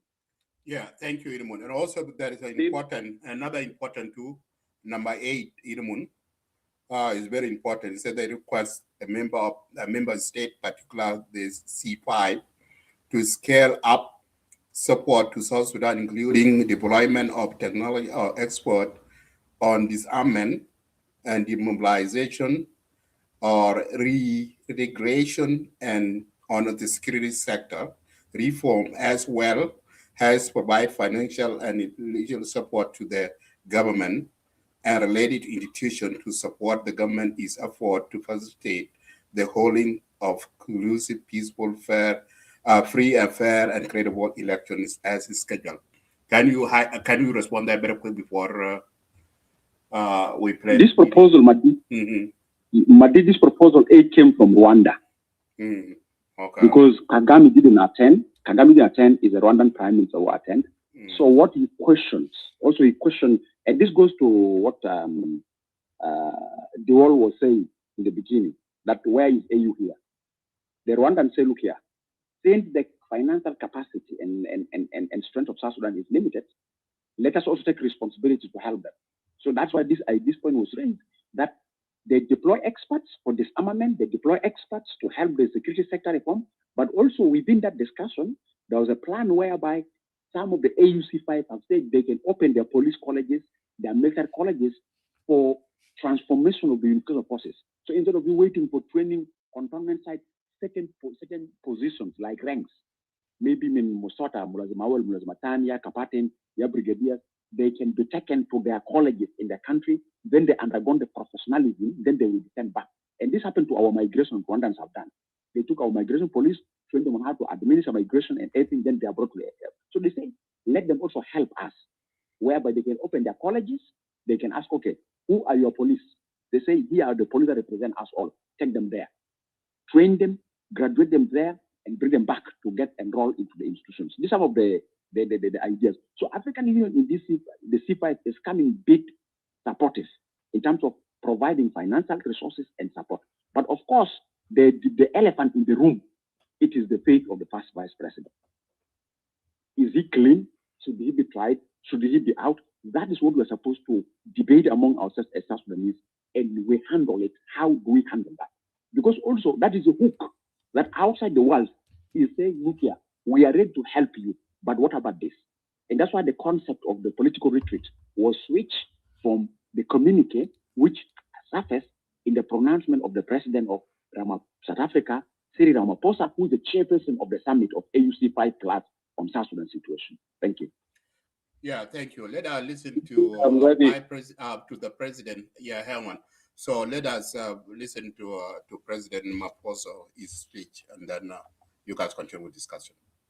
Meet as we are now, Your Excellency, heads of state and government, and Your Excellency, President Salva Kiir Mayardit, President of South Sudan, and in his absence, the Secretary General of the United Nations, who is also represented, Your Excellency Mahmoud Ali Yusuf, the Chairperson of the African Union Commission, whom I will allow to speak soon after my remarks, as he has to leave, Your Excellency Ambassador Bankole Adeyo, the AU Commissioner for Political Affairs, Peace and Security, Your Excellency President Ismail Omar Guelleh, President of the Republic of Djibouti and Chairperson of the Intergovernmental Authority on Development, IGAD, Your Excellency Workney Gebeyu, Executive Secretary of IGAD, and Excellency Veronica Nduvo, Secretary General of the East African Community, ministers, ambassadors, and ladies and gentlemen. I'd like to say welcome to this high-level committee meeting of South Sudan, the C5. I wish to thank you, my dear brother, President Salva Kiir, for having taken the trouble to travel all the way from Juba, and for your presence here today. It is a demonstration of President Salva's commitment to peace and stability in his country, South Sudan. This is a landmark event being convened jointly with the United Nations, IGAD, and the East African Community. This committee has not met at the level of heads of state since 2018 on the margins of the 31st ordinary session of the AU Assembly. This was the same year that the revitalized agreement on the resolution of the conflict in the Republic of South Sudan was signed.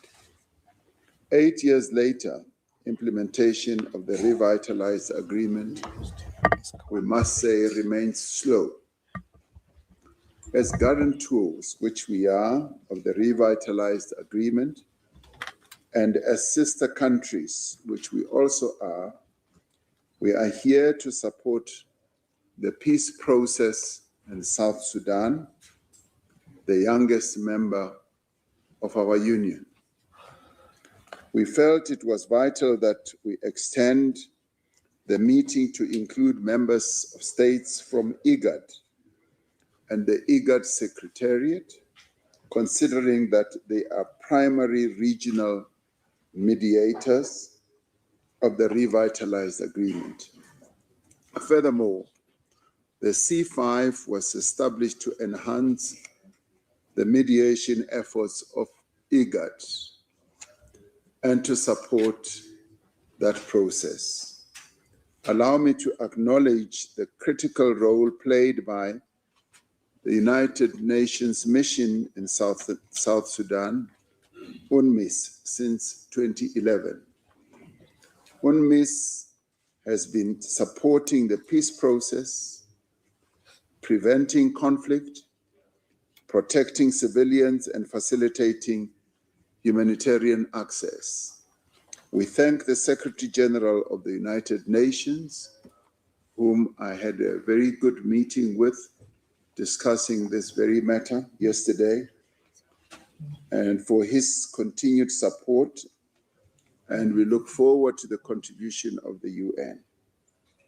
Ethiopia, Kenya, and Uganda are outside of the C5, but are heavily invested in the stability of South Sudan, and it is critical that we coordinate efforts with them as well.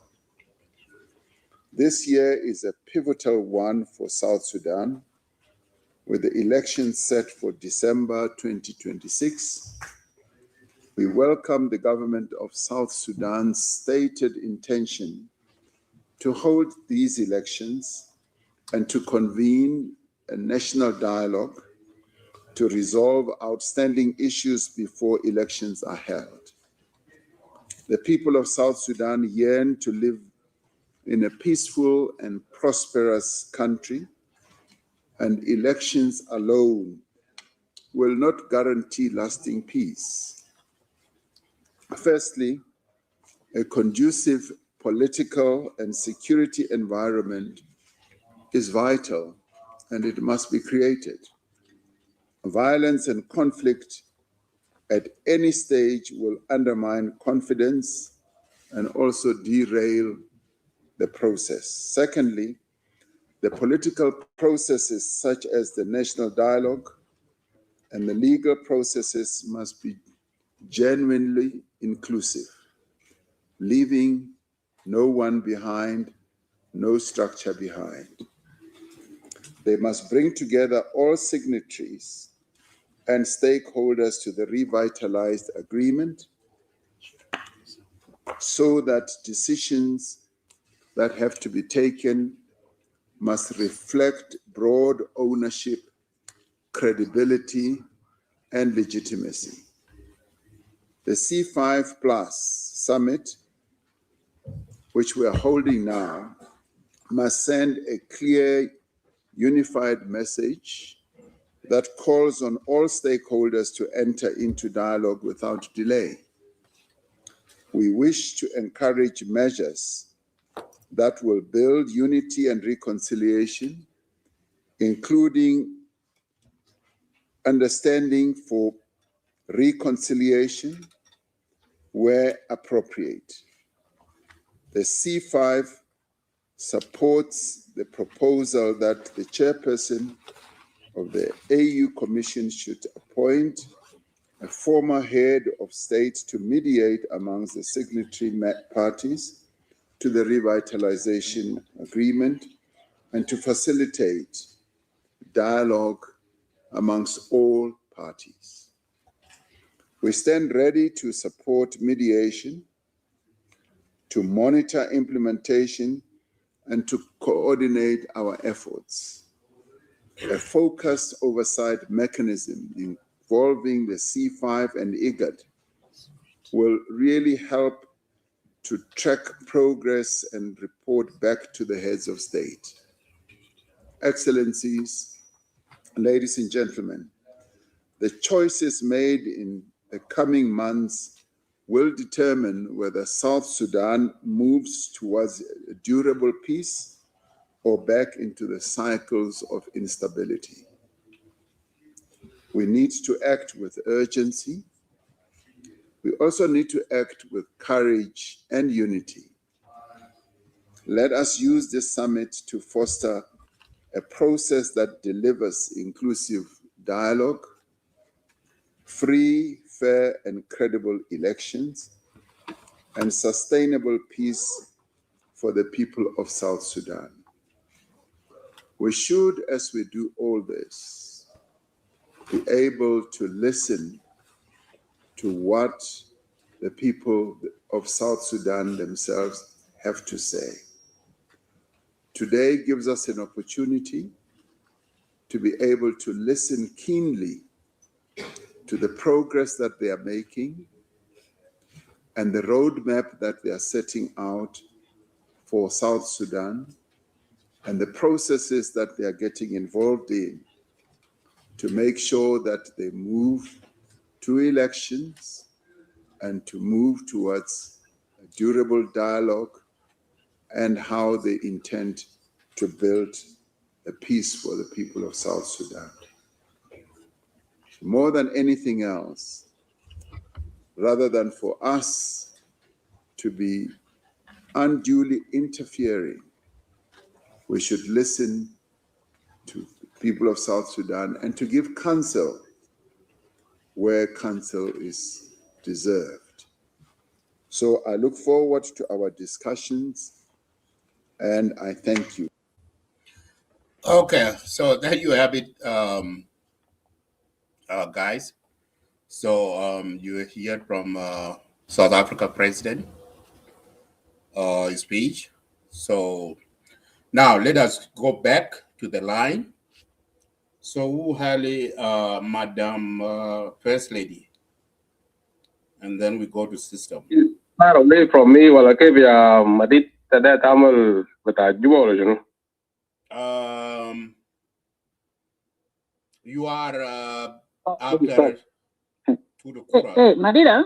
Yes. Madid, did you receive another letter that they clarified what they said about Nigeria president or deputy to release Dr. Riek? They did clarify that because of Tenwek talk. No, did you get that letter? No, this is the speech during the C5 meeting in Addis. Yes, I have a video from Atenwek here with me. That's the next video that I want to play. So I don't know what letter you're talking about, 1956. Yeah, there is a letter that they are responding about what IO are saying, that Nigeria demand for Dr. Riek to be released. And they did respond back that what they were saying is just an opinion. It's not a demand. Is it a letter coming from African Union or is coming from government of South Sudan?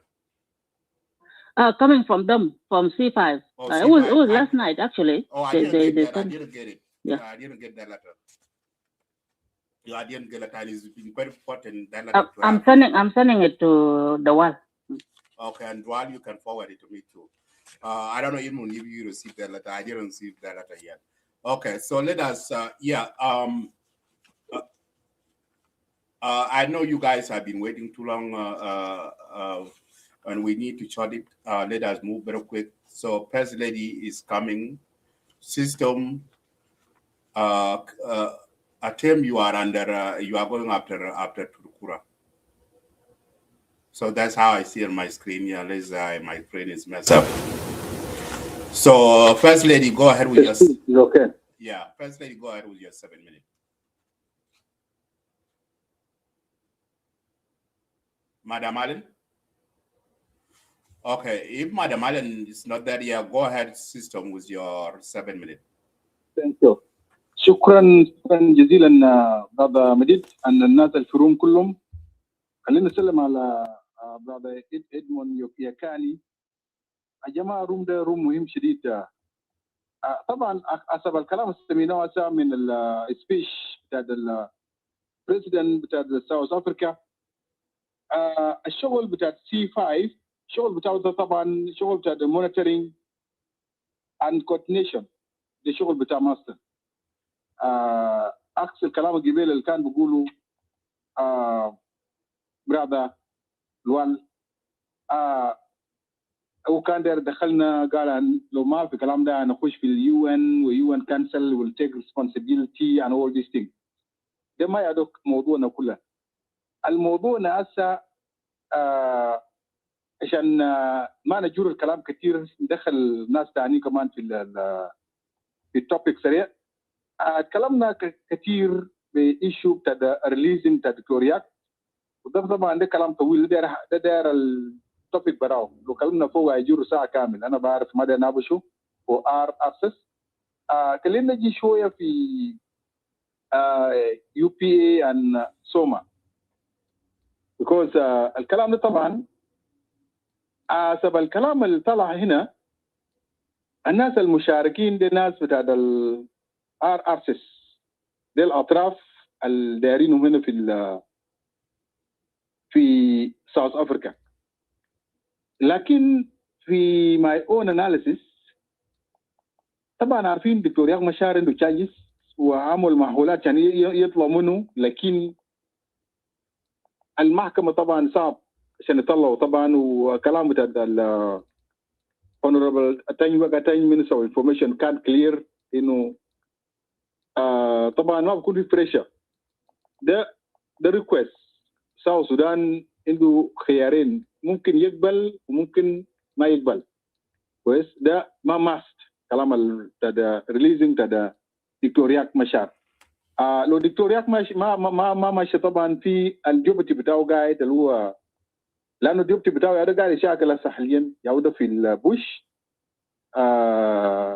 فورمر سبيكر بتاع برلمان، يعود قاعد يشاكل هسه يعود شاكل ايو ووايد ارمي في وور الماشي ده هسه. فهو عنده ممكن يمشي يعمل ريبريزنت لايو لانه الباورز في يده. اذا مثلا دكتور رياك ما عملوا ريليس فور اكزامبل، القرار ده قرار في يد حكومه بتاع جنوب السودان. ده كلام الاول. اما بالنسبه لل الاذرز لايك اليو بي ممكن يخش في ايشو بتاع دايلوج، لانه الناس كان بيتكلم انه يكون في دايلوج بين الجنوبيين. فهم انا شايف السكرتير العام اللي هو السكرتير جنرال بتاع اليو بي اي الوالداو، هم قاعدين نقول they are ready for peace and it is a very good step. ده خطوه جميل جدا and I welcome that. اللي يجوا ويجي يعمل شنو حوار مع شنو مع ويلحقوا في قطار بتاع الارسس ويكون جزء اساسي من الاجريمنت اللي بيجي بينتهي ليتا بشنو بالإلكشن في شهر 12 2026. ده حاجه المهم في الموضوع ده. الموضوع الكبير هسه حاليا بتاع اليو بي اي ده كلامه كويس يا براذر ادمون. لو ان شاء الله تسمعني ادمون، في كلام هسه ماشي لك عشان تفهم كلام طبعا انت ما اتكلم فيه بعد شويه. في موضوع بتاع السوما بالنسبه للاجريمنت ده، طبعا الموقف بتاع سوما واضح، اللي هو فوقه جروب اوف توماس سيريلو وناسيمان رجاوين. هم بيقول انه الاجريمنت ده اجريمنت بين بريزيدنت سلفا كير ميارديت والرئيس بتاع ساوث افريكا او مثلا مع سي 5 عشان يكون في امبلمنتيشن لاجريمنت بتاعت ار ار سيس بتاع 2018. وهم بيقولوا انه الاجريمنت ده ناس ماشيين يتكلموا في سنسس، ماشيين يتكلموا في الكشن كويس، يونيفيكيشن اوف ذا فورسز. الكلام ده قال ما كويس، ما هم دايرين الكلام ده، يعني هم ما بارت من الاجريمنت ده حسب كلام اللي قاعدين يقولوا. المشكله اللي بواجه الناس هنا البارتيسيبيشن اوف سوما هنا، لانه ناس سوما انا قاعد اشوف عندهم شدد، هم دايرين يقوموا يكون عندهم another agreement برا من agreement بتاع السي 5 دايرين يعملوا في ساوث افريكا، لانه هم خايفين قالوا فاتوا ساوث افريكا هيمشي يدخلون في كلام ده زي ما شايفين يوم ده يورو من الخرطوم وكده agreement 2018 ده عملوا في خرطوم، شايفينه جنرال توماس سيريلو نجا هناك بشنو باجو، لكنه كان فاد اوف شنو اوف سوا، لكن جاء طلع منه يوم ده مشى عمل شنو الموفمنت بتاعهم ده، وهم يعني بقى شنو بقى مشددين في الكلام بتاعهم ده. الحاجات اللي بيقولوا يا جماعه ناسوما دي حاجات ما بوقفوا شنو السلام. هم بيتكلموا انه قال جيش قبلي، اوكي يا جماعه ده حاجه ما بوقف السلام، لانه الجيش ده فرض امر الواقع. لو شفتوا الجيش بتاع توماس سيريلو حاليا ولا وايد ارمي مثلا ولا اي جيش، الجيش الفرض امر الواقع، الوضع خلي الجيش ده يكون قاعد هناك، انت عملت السلام معه ده تعالوا بعدها كلنا كجنوبيين زي ما قالوا اخوي يكاني قبل شويه، let us own agreement. حاجات أنا بتاع جنوب السودان ممكن نجي نعمل discuss inside. ده حاجات very simple. نجي نقعد برانا كجنوبين ونقول يا جماعة الموضوع بتاع الجيش ده موضوع صعب شديد، ممكن نبتلي لنا حاجة اسمه الكلية الحربية. زمان في الخرطوم في حاجة اسمه الكلية. حاجات ده بيعملوا عشان الجيش ده يكون عنده مصنع بتاعه. عشان نطلع الجيش دايرينه بمزاجنا حاجة نحن دايرينه. انت يا ده تيجي تعمل المصنع بتاعك داير يعطوا حاجة وداير يعطوا حاجة انت تيجي تعمله. ايشو بتاع الكونستيتيوشن وحاجات زمان وكده البيس اجريمنت الناس بيقولوا دايرين مثلا يعمل كونستيتيوشن اول وكلام كثير ده كله. حاجات ما بوقف شنو البيس.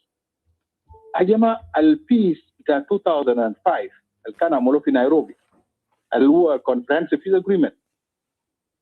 الحركه الشعبيه ما قال انه لدى نعمل كونستيتيوشن اول هناك في خرطوم او نعمل الجيش بتاع الخرطوم ده يشيلوا كله برا ونجيب جيش جديد بعدها يكون في بيس. اذا ده ما بيس كده بورينا لو اجينست بيس. ده كلام اللي قاعد اشوف من جروب بتاع سوما والكلام ده قاعد يقولوا له بيس بتاع سوما قاعد معنا خليه يجي شوف ده خليه يجي فوقنا ويجي يقول لنا كلام الصح. فهنا البيس الماشي في ساوث افريقيا ده بيس بتاع ريفيتلايز بيس اجريمنت بتاع 2018 ده البيس الماشي. والبيس ده بيجي بينتهي ب free and fair election. وده نحن طبعا واثقين طبعا الحركه الشعبيه والحكومه بتاعت جنوب السودان حريص انه يكون في شنو في election والelection ده بيكون fair and free. ما بيكون في مشكل اصلا في الموضوع ده. نجي نقعد نشوف الطريقه ممكن نعمل شنو election ده يكون fair and free نطلعه لانه ده واحد من متطلبات بتاعت peace agreement بتاعت 2018. اخر رساله بتاعي طبعا ماشي لناس السيفل سوسايتي. اخونا ادمون يكانو قاعد معنا هنا. يا اخوي ادمون كلامك جميل كلامك كويس لكن ادير اقول لك شنو كمان لما تتكلم في معلش الستيتمنت بتاعك مرات قاعد اشوف الستيتمنت بتاعك سام تايم زي انت مرات تعمل سبورت للطرف الثاني وما كويس. انت يعني انتوا شغلكم ده انتوا يا ده تعمل شنو؟ تجيبوا ناس توجذر. انتوا زي ناس كنيسه انتوا زي ناس تشاتش. ده وين قاعد نشوفكم حاليا ناس كنيسه بيجيب الناس كله بيصلوا مع الناس كله مع بعض وهذول الناس بيجيبوا الحاجه اسمه ريكونسيليشن بيتكلموا عن ريكونسيليشن الناس دي كلهم مع بعض شغلكم كويس. اما بالنسبه للريكونسيليشن الدائري يعملوا ده ناس بيقول دائري يعملوا ريكونسيليشن among tribes. I don't see في مشكله within tribes. الجنوب السودان ما عنده مشكله بين القبائل. الليدرز لو عملوا ريكونسيليشن فوق هناك ده ريكونسيليشن بتاعنا ذاته كويس. لو شفنا الليدرز بتاعنا they're greeting themselves. كمان هنا كمان نمسك يدينا كمان انا واخوي مكير اللي قاعد جنبينا نمسك يدينا ونكون سوا ما بكون لنا مشكله اصلا. فالمشكله الليدرز بتاعنا هم قالوا نمشي كده نحن بنمشي ورا. يزول السبورترز بتاعه السلام انتوا سبورترز ونحن وي ار سبورتنج السلام. وفي ناس they are supporting السلام ايوه زي المكير ديل وناس civil society زي هذول ناس ادمون يكاني هم قاعدين معنا كمان دايرين دور كمان يكون دور محايد في النص ما ياخذ ولا طرف. زي ما كلام اللي قاعد يقول انه الجاستس ما يكون فيه سيلكتيف للجاستس وده كلام ناس ده قاعد يقولوا انت الكلام ده بعد شويه تسمع من اخوي مكير بعد شويه بيقول انه في سيلكتيف لشنو للجاستس. ما في حاجه اسمه سيلكتيف للجاستس. انت عملته كرايم تاخذ الجريمه بتاعك انت عملته. ما في زول بيعملوا شنو انه زول ده يعني وكويس وزول ما كويس. فده حاجه المهمه ده نشارك فيه في الموضوع ده. ريليس لدكتور رياك مشار ده يا جماعه ده ما يكون يا ده المشكله يوقف لنا السلام. مشارك ليه يقول لو حكومه سمح له بعد شويه باذن ممكن لو ما سمح له ليه يقول زي ما قالوا ليه يقول جوا هناك ويرسل النائب بتاعه يمشي امر ريبريزنت لانه نفس الكلام بتاعهم ده واحد مكتوب في ورقه I think ما بكون بمشكله. وبعد ذاك الحاجه بيجي بيعمل نفسه في المحكمه ذاك بيجي بيشوفوا بعد ذاك فيما بعد. فانا بجيب كده خلي الفرصه يمشي لقدام لانه شايف اللاين طويل والناس وقفوا طويل. So much. Thank you so much. Thank you, system. Let me move ahead very quick. The next speaker is Turkura. 5-7 minutes, and then Tim Konjuk, get ready. شكرا مديد. برادر سيستم طبعا ناس civil society ديل ناس اللي بيقولوا لهم جماعة بتاع الضغط، فهم ما ناس وساطة أو بيكونوا في نص، لكن ناس جماعة الضغط بيكونوا نادا هم بيقول أي حاجة هم بيشوفوا يعني لمصلحة بتاع المواطنين، فعشان كده سموهم بالcivil society. بالنسبة لتوبيك توبيك يا جماعة، في نظرية أنا بشوف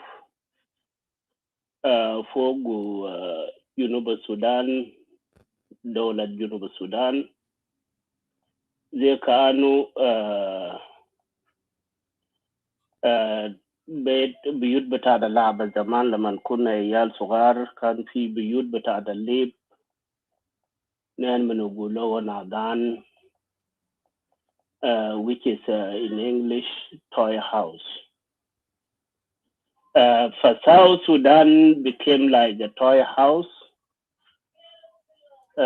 Anybody want to play with it, and anybody have an opinion, not like an sovereign state. C5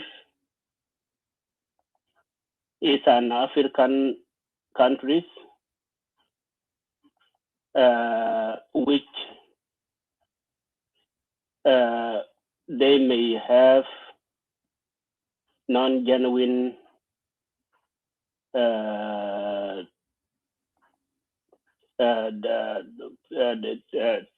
opinion about the South Sudan, and they might wanted to prolong the disability in South Sudan for their advantage. As we know, we're surrounded by too many states. You might call them sometimes they are friends states, but they are not. When we see when the South Sudan started, 2012, we started with a very strong economy. South Sudan pound was on top of every currency in Africa. So our neighbors are not happy. The new state could be stronger in the way they are. Secondly, we have too many resources. Where in a country that have a lot of resources, all eyes of the world are on it.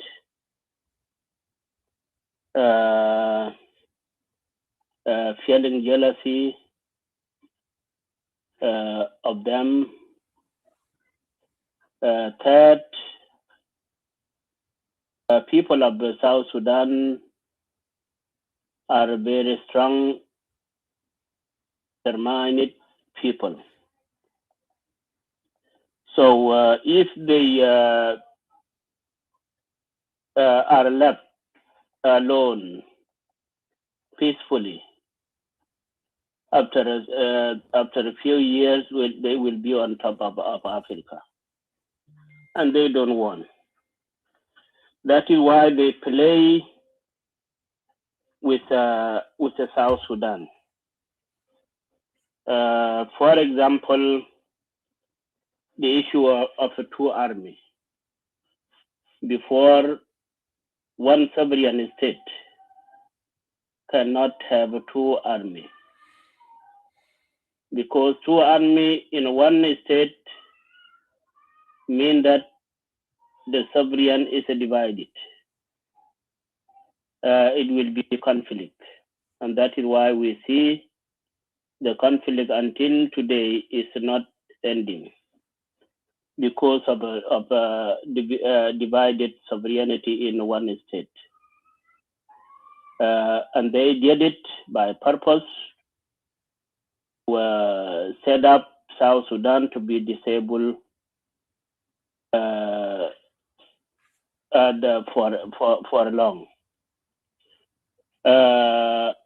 And they are not stopping. They are trying every time. Like this request that they ask South Sudan government to release accused person under trial to be released. This is, I think, is not a respect. They are not respecting South Sudan as a sovereign state. Any state have their laws, their constitution, their guide.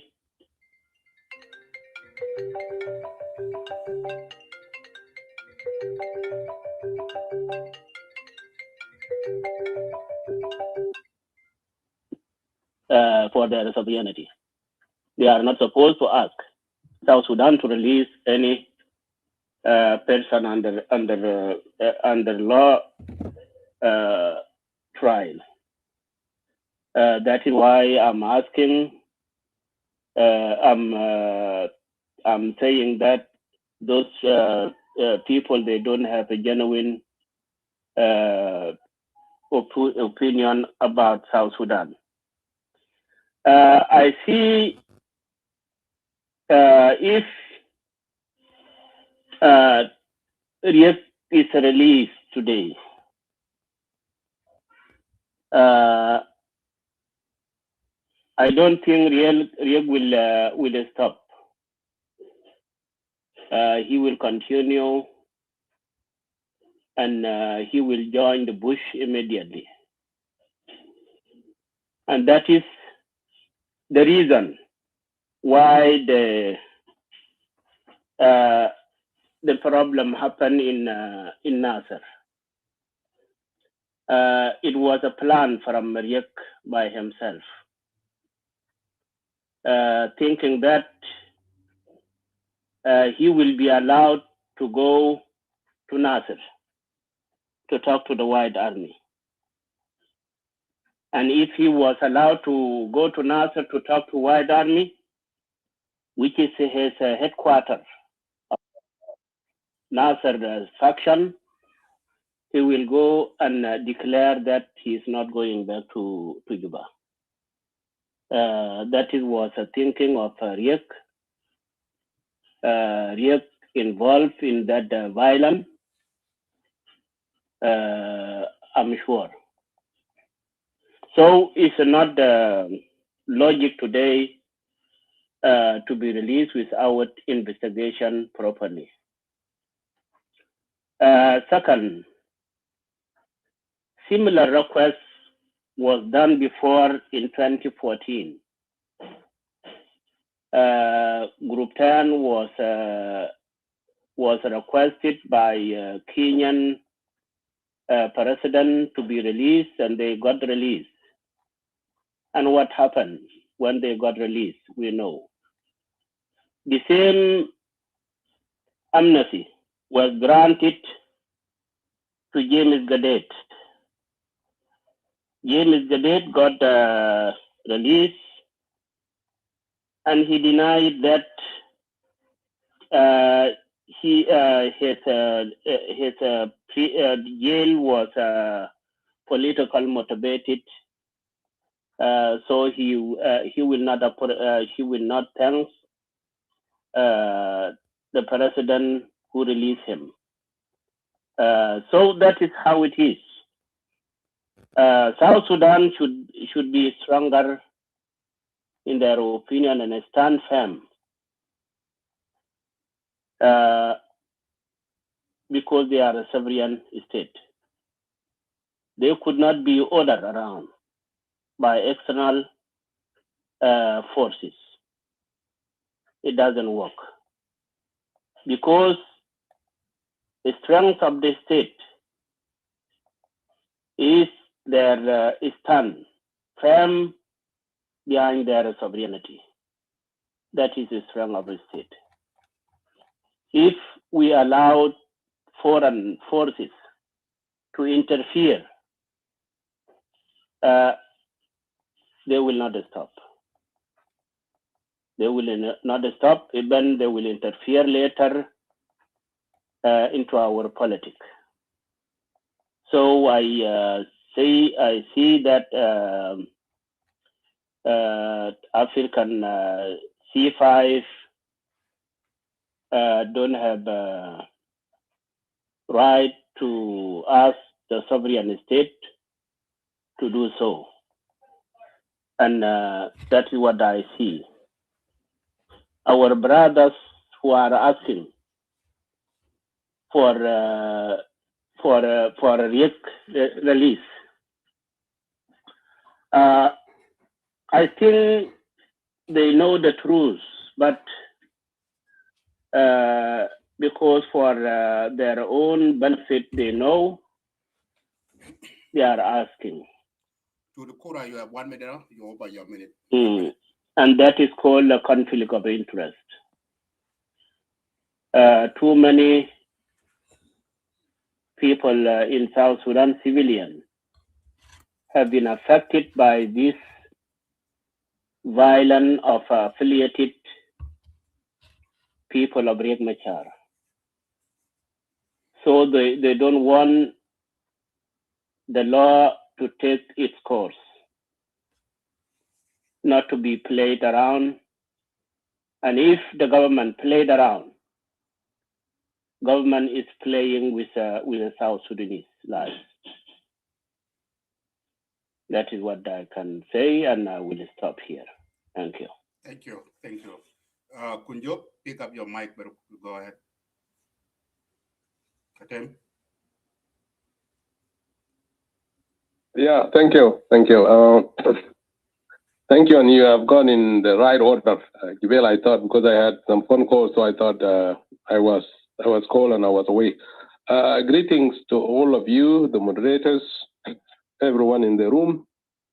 I take this chance to thank South Sudan Eagle Media and Brother Madid in particular for always bringing burning issues to social media, especially Clubhouse and Facebook. I would say again, thank you, Brother Edmund, for standing up for truth.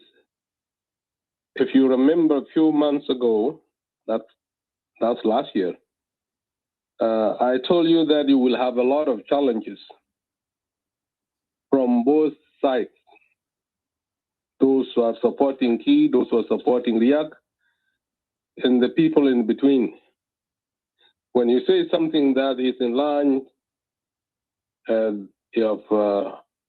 inside of President Kiir, the opposition will call you somebody who has been bribed, or is somebody who is partisan,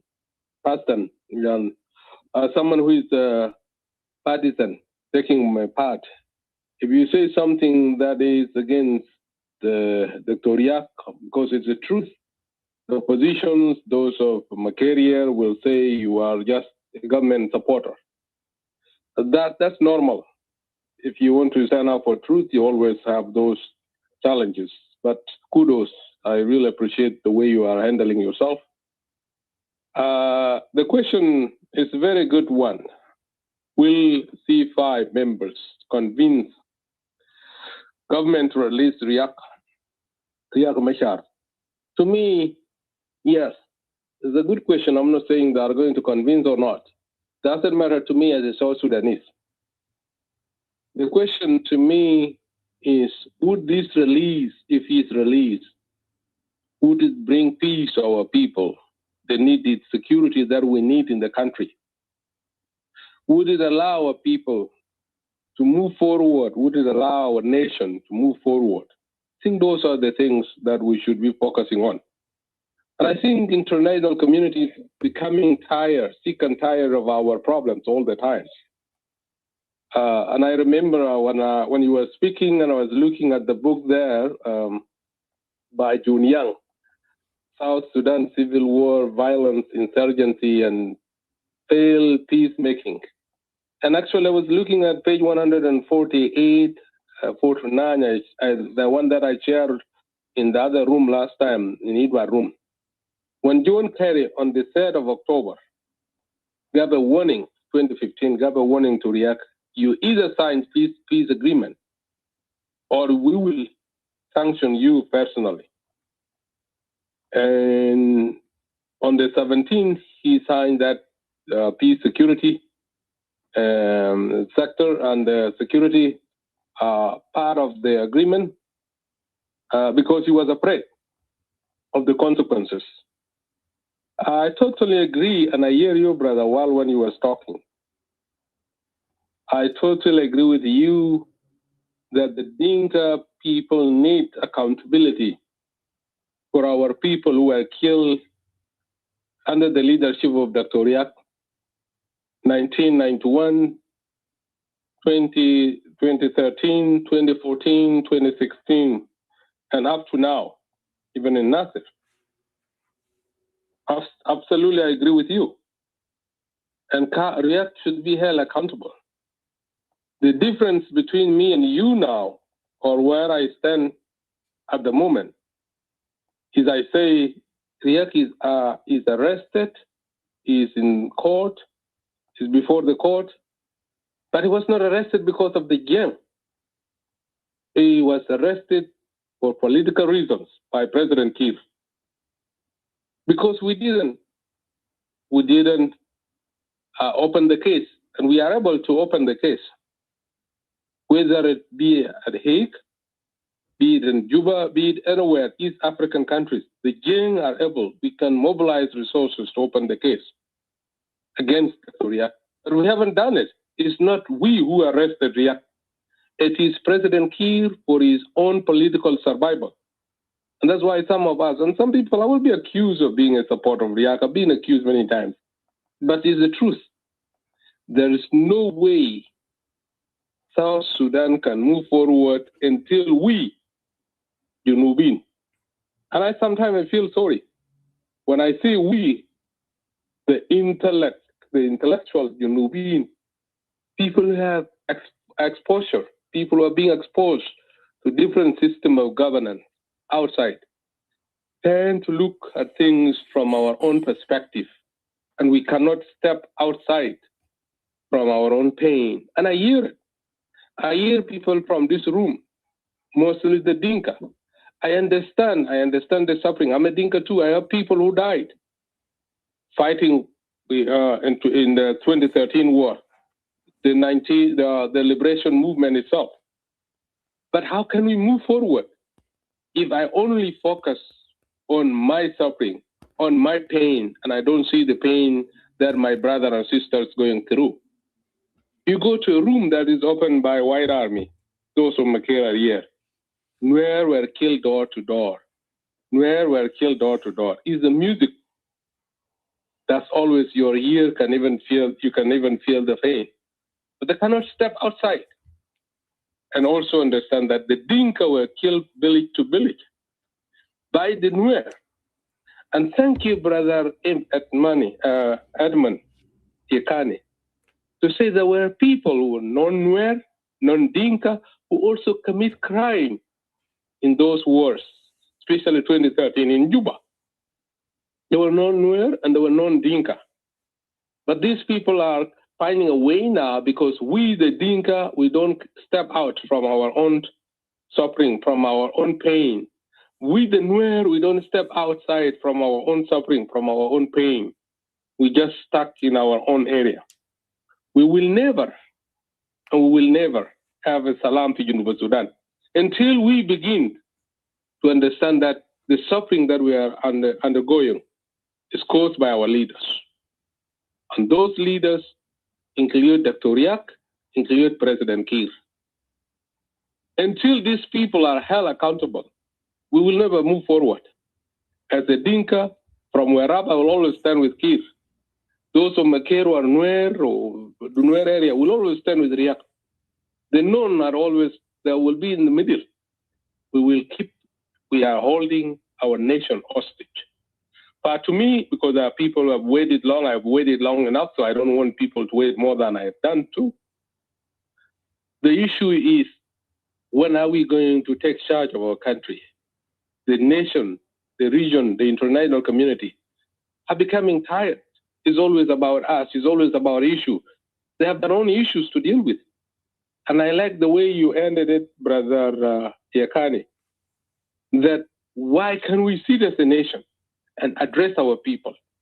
Face Nuer, face Dinka, face Shuluk, face Bari, face our leaders. We have lost many lives to gain this country. Thousands, millions of people died for us to have a nation. Hundreds of thousands have died under these two leaders and their supporters. Even those who are in the bush, those who are now fighting, were part and parcel, either they were with the Kiir or they were with Riek. These are the people who destroy our country. It's time for us to listen to the voice of citizens of South Sudan. What can move this country forward and not relying on the foreign support or foreign solution. Let's have an African solution. As we say in the Catholic, African Bishop, late Bishop Daniel Kamboni once said, save Africa through African. Can we save our nation by ourselves? Save South Sudan through South Sudanese. Thank you so much, Brother Madid. I yield back the mic. The people have waited for so long. Thank you, Saz Tim Kunjok, for your input, and thank you. My apology, you've been waiting for so long because we have a lot of people, and the topic is really important, and I like for you guys to wait in. Before I move to the next speaker, let I hear from the government side. So the government, they respond from this question. Will C5 member convene the government to release Dr. Riek? So the government responds. So I have to read an article written by Honorable Ezekiel Lulu and also the video from Speaker Honorable Atanyuek. So here is what Ezekiel Lulus wrote. They respond to our C5, a special Nigerian guy. He said that this one was yesterday, actually, his written today article by Ezekiel. He said the independence of the judiciary is not secession, is not political convenience. It is a constitutional obligation in every separate nation that they respect the rule of law. Courts operate independently from political pressure, executive influence, or public interpretation. This principle must be upheld firm without compromise in the Republic of South Sudan. When a case is brought before a court of law, it cases to be a political matter become a legal one. Judges are mandated to examine the facts, assess evidence, interpret the law, and deliberate judgments based solidarity on the legal framework. So I'm not going to be going a lot on this. So I post his article on South Sudan Legal Media page on Facebook. You guys can access to that to read more. He said here, No individual, political party, army group, or public campaign has authority to dictate or permit the outcome of judiciary procedures. And an attempt to do so is a direct attack on the rule of law. Across Africa and beyond, the courts have persecuted senior officials, even the former head of state. Some have been convicted and have served a prison sentence accordingly with the law. This action did not destroy their nations. They strengthened institutions credibly.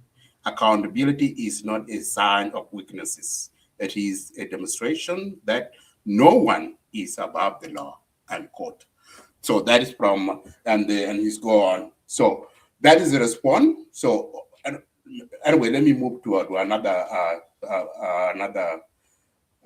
paragraph, which is very important. Okay, therefore, the Republic of South Sudan is not exception.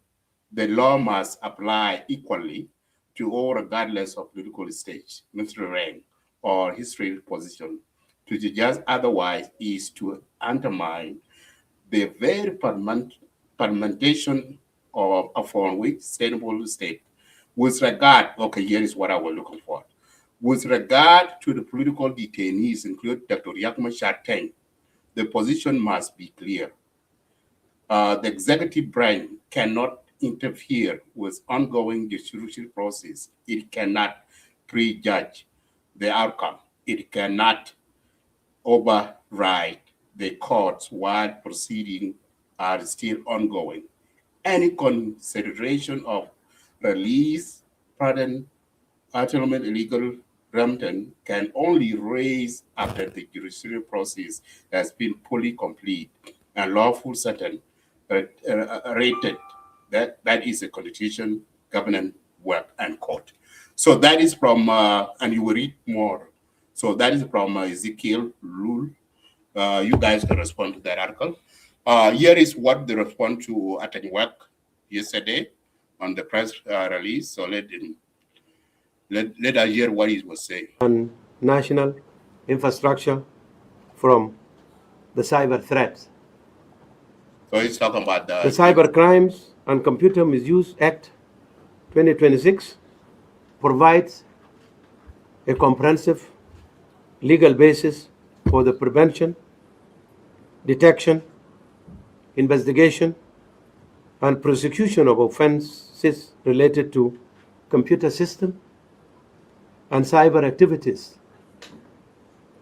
It has strengthened our institutional capacity to address emerging digital risk while ensuring that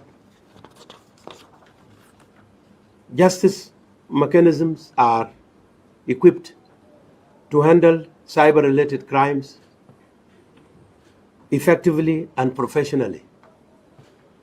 Importantly, the Act also facilitates international cooperation in combating cyber crimes, recognizing that digital threats do not respect national borders. This positions South Sudan to work collaboratively with regional and global partners in addressing transitional cyber challenges. As the ministry responsible for ICT and postal services, we view this law as a fundamental pillar in building a secure, resilient, and trusted digital ecosystem. It reinforces public confidence in digital platforms, supports the growth of the digital economy, protects government systems, and encourages responsible and lawful use of technology. The ministry will, in collaboration with the National Communication Authority, law enforcement agencies, and the Ministry of Justice and Constitutional Affairs, ensure the effective operationalization of this act This will include capacity building, institutional coordination, and nationwide public awareness initiative to educate citizens and stakeholders on their rights, responsibilities, and protections under the law. Let me emphasize that this law is not intended to stifle innovation or restrict legitimate digital expression. Rather, it seeks to create a balanced framework that protects freedoms while safeguarding the nation against misuse of technology for criminal purposes. We call upon all stakeholders, including the media, fraternity, public institutions, private sector actors, telecommunication operators, civil society organizations, and citizens to cooperate in upholding the provision of this act and promoting a culture of cyber security, ethical digital conduct, and accountability. With this, I want to emphasize that media is a mouth that can easily disseminate information because the competence of the law is under the Ministry of Justice and Constitutional Development. But as a minister responsible for the Ministry of ICT, it is incumbent upon me to educate the public about the law that is about to work to bring into books those who are actually abusing cyberspace. And it is good to know the law so that you leave the law and then commit the crime after knowing the law, because there's no excuse in law. Not knowing the law also doesn't prohibit the prosecutors to prosecute you if you have actually committed crime. All of us are not lawyers, but we can all commit crimes. Even lawyers also, with knowing the law, they still commit crime. Crime is an individual act.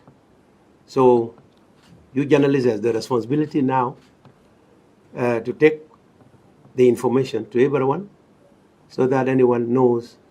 Yesterday on the 18th, the President of the Republic of South Sudan has signed into law the cybercrime and abuse of computer bill into law. After signing, it became an act that is capable to be now used. It is now bridging the gap which was existing, the gaps of laws, because the Criminal Procedures Act 2008 and the National Security Act 2015 were all addressing the issue of cyber crimes. But there were lapses, there were gaps that now this act can go to address. Okay, so so that is the video for the about cyber law that they passed. So I have a video.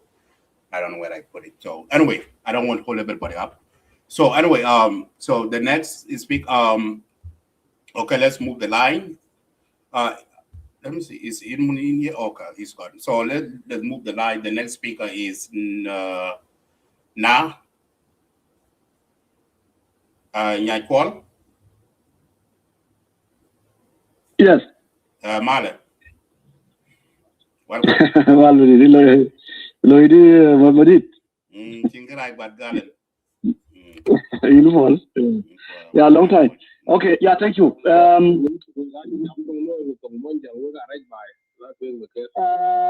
Greeting to Madrid, 1956, the world.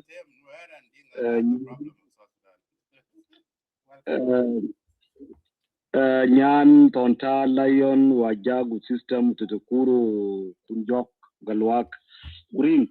I'm out of Yerman, I can't see Yerman. Yeah, greeting to all who are listening in the audience section.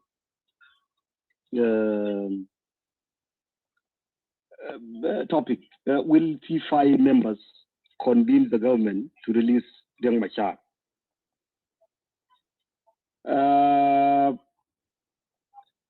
They might or they might not.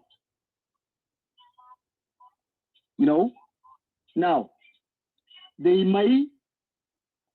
I'm using the word may here because this is the regional continental body. And you know, when you talk about South Africa, for example, South Africa is having a wake in the continent. Somebody like Ramaphosa, who is the chair of the C5, represents even the continent. Sometimes in international forums like BRIC countries, even in the United Nations. So whatever they say, especially South Africa, Nigeria, Ethiopia, and then Rwanda, these are giants of the African countries. So whatever they say actually carries weight. Even if the SLM will ignore, because the SLM now, but unfortunately, are using the whole system of the liberation, during the liberation, the rebellion time, when they used to say, Inshallah Abu Dutalga, or Mafadi, you know, meaning we don't care. That is the actually, that is what they use up to today. So, yes, because now, refusing this call, and there's somebody who spoke earlier before me who said that this peace is not even for C5, it's for South Sudanese. You know, it's for us, South Sudanese. It's not even for them. They are only facilitators. You know, now should South Sudan not cooperate with the international community? There are likely scenarios that will come with that. Furthermore, I don't think that the international community will accept another extension again. All of us, we have to agree on that. Now, if there is no extension again, what will happen? So the issue of legitimacy come in. And it is true that even the international, they know why people are talking too much about SLAI in particular, about Riek Machar. The reason is because the SLAI is the main signature to the agreement. So now, for you to have no SLAIO, then you missed the bigger part of the agreement. You know, and that is what the international community look at. Number two, also the international community are convinced that without the IO, actually, it will be just a dream that there will be peace, real peace, or even election even. If people even were to go for election, it will be just a partial election, SLM alone, contesting by themselves. Nobody's competing with them. So Selva is coming back. So the international community are calculating that, you know, and that is why they are reiterating that the only way out is inclusive dialogue. The only way out. Now, I always like to talk about the legal perspective. And that is why I had wanted Yakani was here. That would be very good. Even yesterday, I had a debate, very hot debate with those of Tontad and the World and the rest of the members here. I had a debate we talked about even the law yesterday. But Madid was not there, and then some people. Where I said, now I was going actually to ask Yakani. I don't know if Yakani has a background in law. Like, for example, if I'm fighting with Madid is fighting me and I'm fighting him. And both of us, we killed. So I killed and Madid killed. Now, is it right for Madid to sue me? Or both of us are to be sued by a third party, a fair legal system? Because two of us, we have fought, I killed, he has killed. You know? Now in this case... But that is different though. there is a difference. Okay, if two of us are fighting, okay, yes, and you hit me, and I hit you back, and I kill you, that's a called self-defense. Okay, two of us should be right at the same time that we are the one who will be guilty. So there will be a guilty part and there will be a innocent part. Because if I attack you and then you fight back and you kill me, you are self-defense. Okay. So your example here is irrelevant. Okay, let's put, because I see where you're going. Okay. So what? Okay, thank you, buddy. Yeah, allow me. Let me explain what I mean. Now, I'm addressing the room legally. Okay, I don't like always self-praising, talking about myself, but I have a little knowledge about the law. Now, the law that I know, Madid, if you are fighting with me, let me repeat this. By the way, it is a legal term. If I'm fighting with you and you are fighting with me, I kill from your side and you kill from my side. It is illegal. It is not right legally for you to sue me. Who started the war, though? Who started the fight? That's the question here. Who started the fight? We cannot both start the fight at the same time, right? Can you agree with me that you and I, we cannot start the same fight at the same time? It will be a one side who start the fight and the other side is respond. That is true. Okay. That is true. Even who start the fight, I know even the monitoring body know better than us. They know better than us. They will even know that I want to judge. Is it SLA who started or the SLMIG? You know. So that's why you see now people are quoting the code that is being taken now against Riek Machar. People describe it. I'm one of the people who describe it as kangaroo, which is a witch and politically motivated. Why? Because the SLMIG plus the SCDF have killed people. And they have been killing even up to now, as we speak. They have been carrying out indiscriminate air bombardment, and they have even used cluster bomb. So those bombardment, the rockets, they are killing people. So here in the legal terminology, and I'm sure somebody like Kunjok will understand my language, and even the rest of you. It is not fair, Brother Madi, and even you, I think, you might be having let me assume you know the law. So it is not fair. What is done by SLMIG against SLA, it is a mockery of justice. You know? Because the SLMIG, SSPDF, they are fighting with the SLA. These are rival parties. They are conflicting.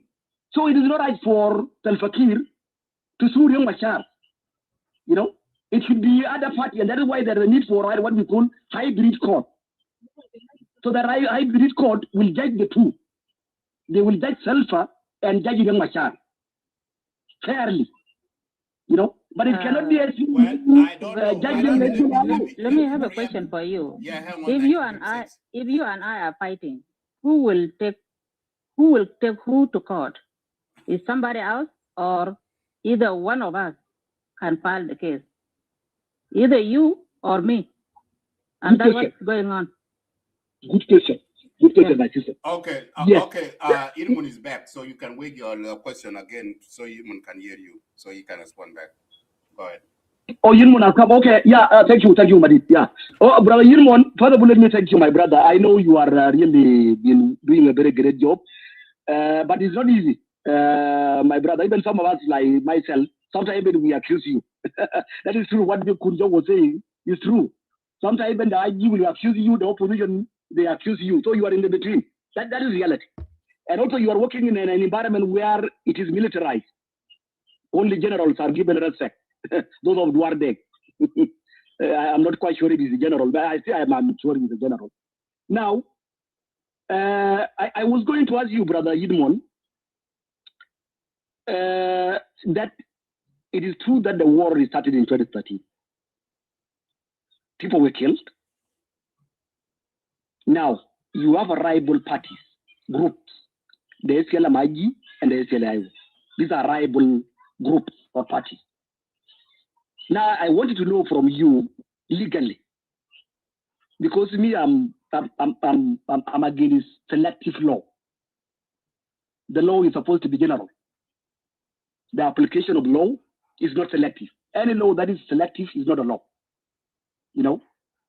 Now, what is happening now even against Dr. Riek Machar, to me, it is like SLMIG suing SLAIO, which is not the law. You know, why? Because both are fighting. The SLIG has committed atrocity. The SCDF.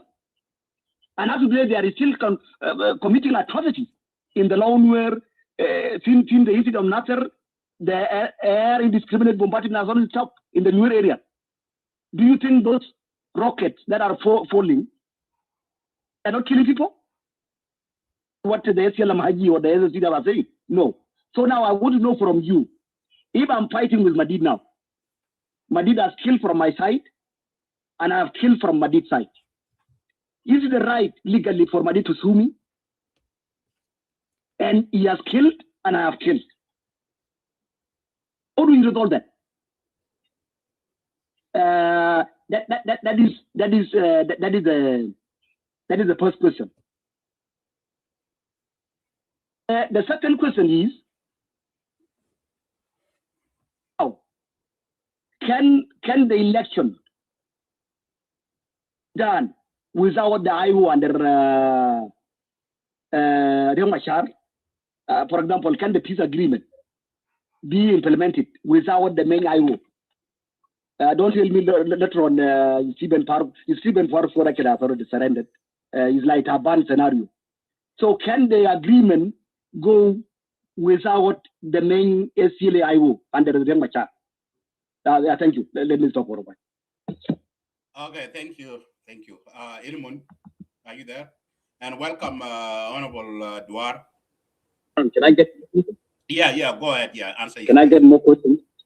Okay. You want? Okay. No, did you wrote that? Can I get more questions? More questions. So that give us time. Okay, sound good. So did you write that question down? Okay, let us move to the next. Galuk, you already asked your question. Now this is your chance to speak. You have 7 minutes. Galuk, are you there? Okay, if Galuk is far away from his phone, let's move to Ring. Ring is on the phone. Okay, let me give this chance to Honorable Duar. Duar, I know it's late over there, you and Ilmun. It's late in Juba, and thank you for joining us. This is the very Malay Madrid, I don't want to talk. Did he conclude, Nach? Did he conclude though? Yeah, so yeah, he has his question, so he's waiting for Ilmun to answer his question. And Ilmun need more questions, then he can answer them. Honorable Duar, can you hear me? I can hear you. Yeah, yes. Welcome. It's your turn. Welcome. And it's good that one member of the SPLM is joining us. Yeah, welcome. Thank you very much, Brother Madid. Who are carrying the green, those who are also among the. I did not complain anyway. Thank you for giving me green. And those who are with us here on the stage, thank you very much for bringing me. Long time, Uncle Duwarin Chamot. Long time. Thank you. Thank you. Let me begin also to thank those whom I have just met right now in this particular discussion. It is very, very important, and especially the question that asked the C5 convince the government of South Sudan to release Dr. Machar. I think that is a question. Yes. Together with the question asked by Brother Makir, if he's not the name really, people were calling him Makir, and he indeed wanted to also call me the general. Yes, Makir. Yeah, yes, I'm a general, but I'm not doing now the general work. I'm doing a different work. I'm now a politician. So thank you very much.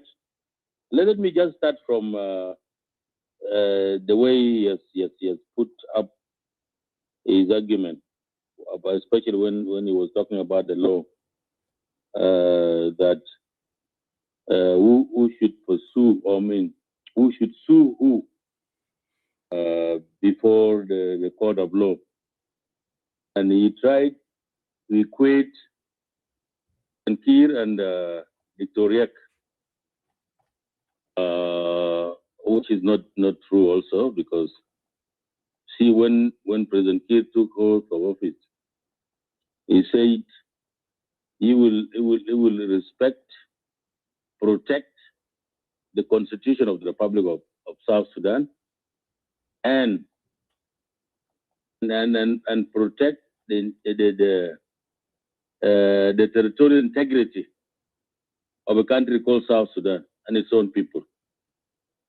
He's the president. He has been given right by law to perform those duties that he took oath of.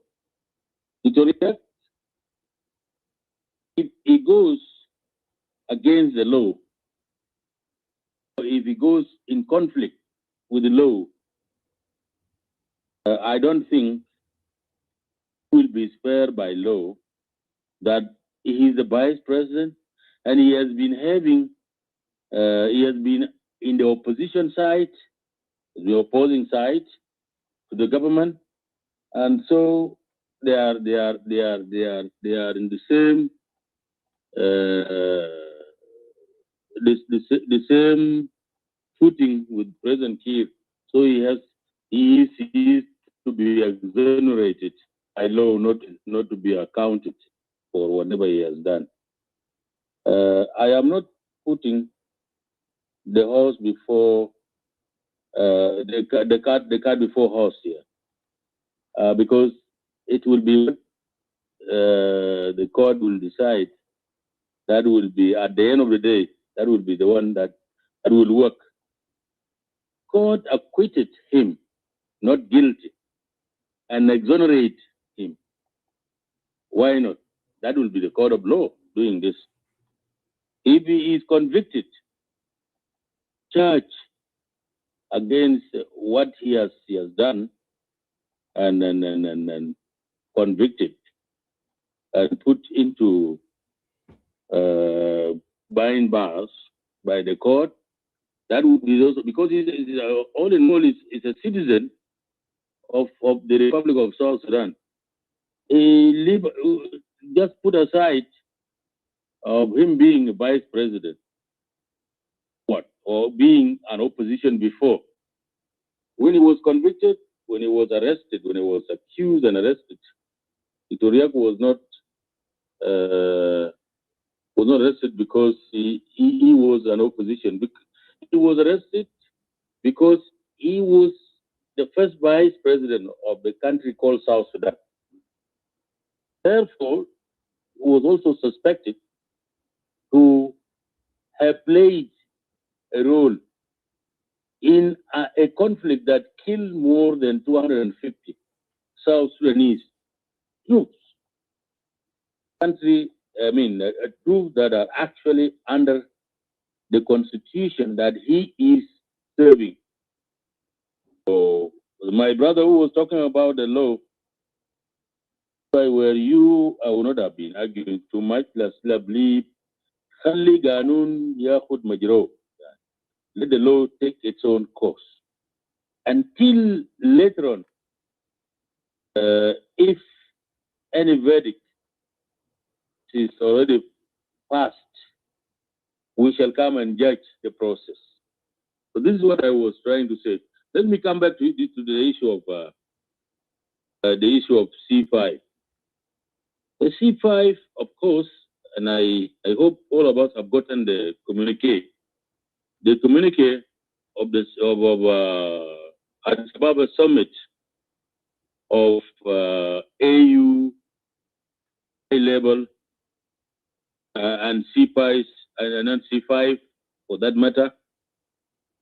We've already passed the communique. The official one has come out. This particular issue we are talking about is in number 10 for those who have already read it.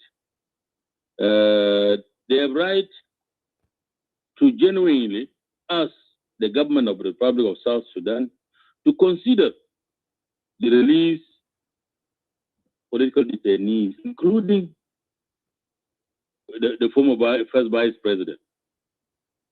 Although they have not mentioned the word former, they say including the first vice president. You see, so here, language, that is a diplomatic language. When you address a responsible government of a given member state that is with you together, you see, you cannot be so plain to that extent. You have to consider also put into account that you are addressing a sovereign nation and the government of a sovereign nation that is just like what you are. And it is also a member state like you are also a member state. That to that organization, the regional or continental organization. So the language was very good. It was diplomatically issued, and for those who doubt that they have not done anything, to me that is a language. Even me, I don't celebrate that language also because, and I don't want them to be so rigid because they were addressing a member state country that is just like they are. So there is no problem. Nobody wants to see the downfall of any South Sudanese here. Riek is a South Sudanese, a senior citizen of this country. So whatever is hunting him by law, it has to be viewed that way. No one who has got ill intention against him. And let's kindly, I've been urging so many people who have the language of seeing issues at the lens of tribalism. This will not take us anywhere. The countries always differ by themselves. And at the end of the day, they come back together and reconcile in order for them to move forward. It happened in Rwanda. The one of Rwanda was so grievous. No one would want it to compare with any situation here in Africa. And so let's look at us as people of South Sudan. Let's not see each other as enemies. There will be no enemy of one of other person later on in this conflict. Yes, fighting insurgencies always has a lot of disadvantages, and above all, the citizen, the civilian, are the victim. Like what is happening in northern Jungle. Nobody, it is uncalled for. Nobody would want such a thing to happen to its own people. You see, a people of South Sudan are people of South Sudan. Whatsoever the case may be, they have also to live like the rest of other people in the same country. And so, what is happening there now in northern Jungle is uncalled for. You can see people in any photo that is sent to any social media. You see them, people are running, children are running with their luggages, with their baggage on their head, running to neighboring countries, and they are leaving their own places simply because people people somewhere else wanted to use them as human shield, and they want to cause problem in their midst, which is not very good. You cannot do this. If you mind about the life of people, you must be always careful. If you want to start anything, like such a thing, the insurgency, you have to be careful of the people that you are staying in the middle of them. So these are the things that we should be mindful. At the end of the day, later on, after the end of this war, this conflict that is created by us, among ourselves. We are coming to be one people. There will be no where people will be separating. You will not be going other place that is not this South Sudan. Even if you go as a refugee or you go as a displaced, displaced person is okay, you can be in the country, or you go as a resettler, you will still come back. You still come back because this is your country at the end of the day. So kindly, this is what I was trying to add to this argument, to this discussion with my brother who spoke before me. Surmount so many things. He spoke a lot of what is supposed to be said. And we are coming to go for that dialogue, the political dialogue, what they call consensus. You see, political consensus. Such a thing will be said. Those who will have that privilege to go to South Africa later on in March will be met with such a question, and they will be told to be humble to answer, and everyone will speak out so that we can find a amicable solution into the problem our country is in. Thank you very much, Madid. I thank all, and Edmund Yakani was just returned because I saw him briefly and he went down. So thank you very much. That is what I can now contribute. Yeah, thank you. Thank you so much, Honorable Duar. Before I yield back the microphone to Edmund, I didn't catch you earlier when you answered the question about will C5 member convene the government to release Dr. Riek Machar. So can you clarify this? Will the government, will the President Salva Kiir will listen to African C5 member to allow Dr. Riek to join a peace talk in South Africa? I don't want to speak on behalf of the government here, but the way I'm seeing it, Medit, the issue is not possible because the law, the legal procedure that is taking place in the issue of Dr. Riek has gone deeply. You cannot stop it. Otherwise, somebody like Riek also will be having right, by the way. Why did you subjected me into such legal, scrutiny, of which you went and you fell short of proving it that you had right? You see, that is now asking the prosecution team, the prosecution side, that you have caused a lot of damage to me. And if that is the case, by the way, legally, somebody whom you have done so, and you fell short of concluding the issue, he is eligible for compensation. So Riek case has already gone into the middle of the thing. He has to be, otherwise he has to be proven not guilty by law, and the law now exonerates him legally so that he can now be released, you see.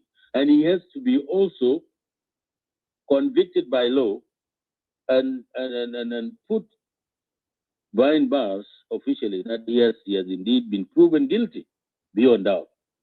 So once when one of the two happen, this is where now you will now be having that room to request the government of South Sudan to let Dr. Riek go to South Africa. If he is convicted and sentenced to a given to a certain period of time or sentenced to death, then a government will be having right to either pardon him and let him go to South Africa. If he has been exonerated by law and the law actually acquitted him, not guilty, then this is where now you'll be asking him to go and join the consensus, the political consensus in South Africa, the dialogue. So I don't think there is anything shorter than the two that I have cited. So thank you very much. I think you were asking Uncle about that. Duwar, I have a question for you. about the Nigerian guy who demands Riek Machar to be released. Is it that a threat? Government of South Sudan, if it's not going to accept, will be there any consequence? No, I think I've already talked about this. No one can pressure South Sudan government to do anything that is against the law. A Nigerian vice president statement that was quoted. I don't think that was true. It is not right. Even their government cannot accept such a thing to be imposed on any other member state government that you should do this. Therefore, I don't think that is true. These are just language. It is personal view, personal opinion. But you can see the communique is what capturing the whole what was said in that summit. So read the communique, and you will find what was said there in the summit.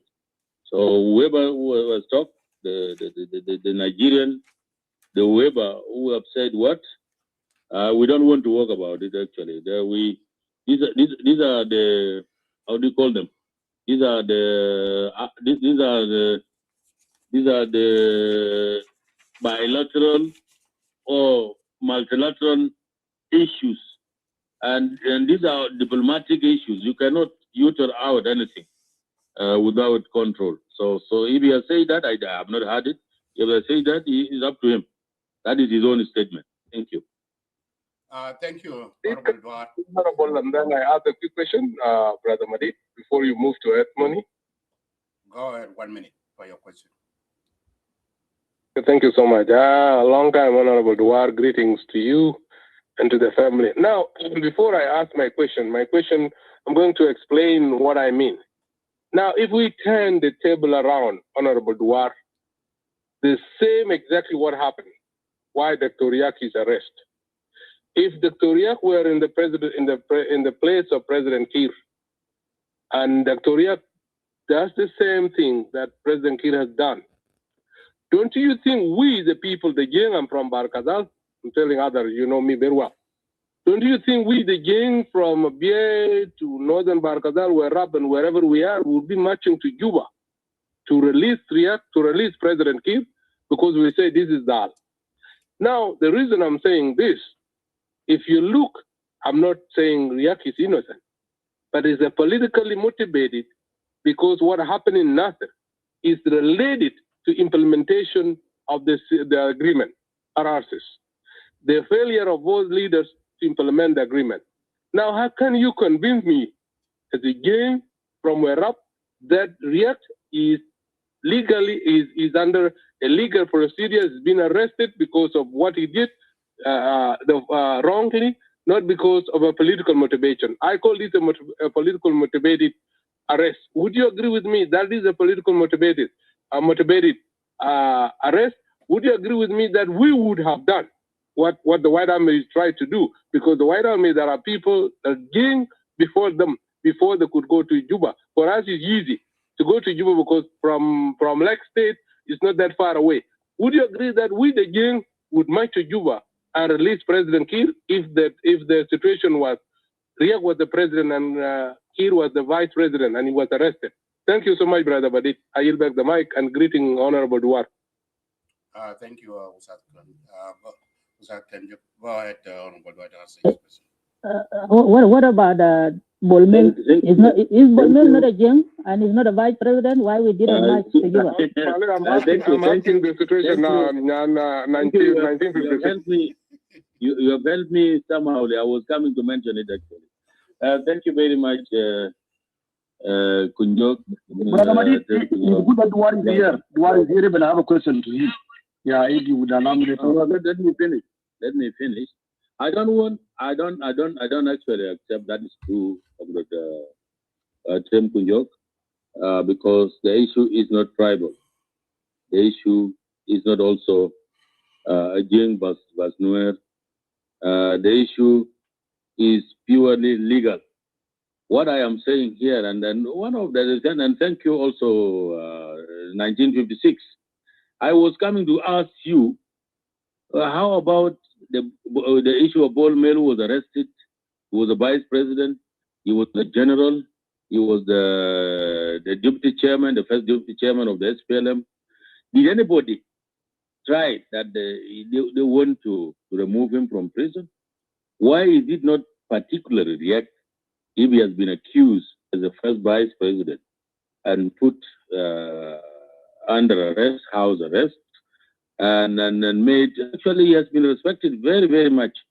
Riek actually, if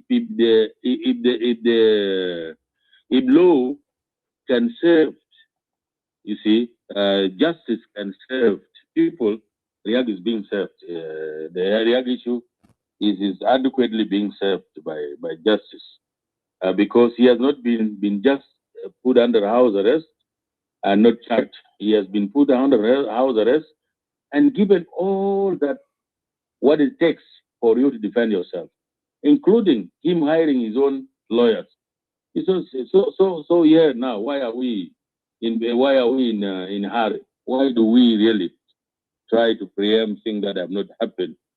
Of course, if you want my answer is no, we would not have done it.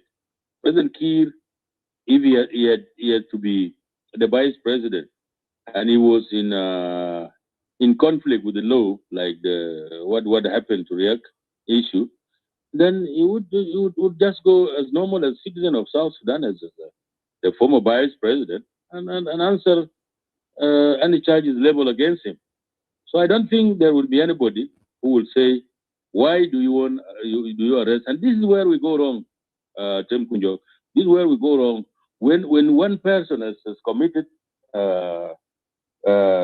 mistake, he has been suspected and taken for questioning or taken to court, that matter, and face law, people here now stand up and say, this is our own person. Who do you think that has got no people behind that part, behind him or behind her? Everyone comes from community and society, and so it should not be used as an impunity to avoid the legal prospect that is actually labeled against each and everyone. It should be not the issue. If anyone is guilty, even myself, if I have my problem now, I think even my sons who are here now, some are serving with government and some are doing their own business, will not say, why do you arrest my father? I will believe them, they will of course come and help me of how to pursue the legal instrument that will help my case to go through. But not saying, Wallahi, Bitana, why do you arrest this? And then when he committed that crime, were you together? You were not together. If it is because Riek was the chairman or commander-in-chief of a rebellion, that he has already abandoned people who were actually in the peace implementation, and he was the first vice president of the government that has those soldiers who were stationed in Nasser, and he indeed collaborated with those who are still not yet integrated into armed forces to let them go and attack them and then commit that one. If that is the language, I don't want to conclude that he has done it. He is still not guilty until proven beyond doubt later on. Then he will have to deal with it. So, Comrade Tim, I don't think what you have asked has got no place here. Should not be a tribal issue, and you don't equate also equation of a head of states and another person, even if they were fighting, and the agreement has brought them together. This one has become vice president. Anything that happened from whoever is following him downward, he will be the one to be blamed if he doesn't take charge of actually implementing the law. And thank you very much. Yeah, thank you, Honorable Duarte. Our Honorable. Yeah, hang on. Let the can I have a question, please? Not sure. Slow down from the question. Let people move forward and weigh in. Thank you. Hang on, guys. So not sure. Even me, I haven't spoken yet. So many people. Why did it become my issue now? You are that's all we hear from us. I haven't spoken yet. Yeah, you are a member of parliament. That's why they are loading you with some more questions. So you are giving Ilmun Yakane break now. Okay, let's do this. Let me be fair here. Gadluk, I called you earlier and you were far away from your phone. Okay, you have a question? Gadluk. Thank you, yes, thank you. Yeah, if it is a question, just my question, your question. Yeah, my question will go to Brother Dewar. Brother Dewar, in reference to what you just mentioned earlier, do you believe that Riek had authorized the incident in Nasser in reference to what you mentioned earlier, that because when and do you believe being selective in justice will solve the problem rather than being inclusive in justice? Thank you. Thank you.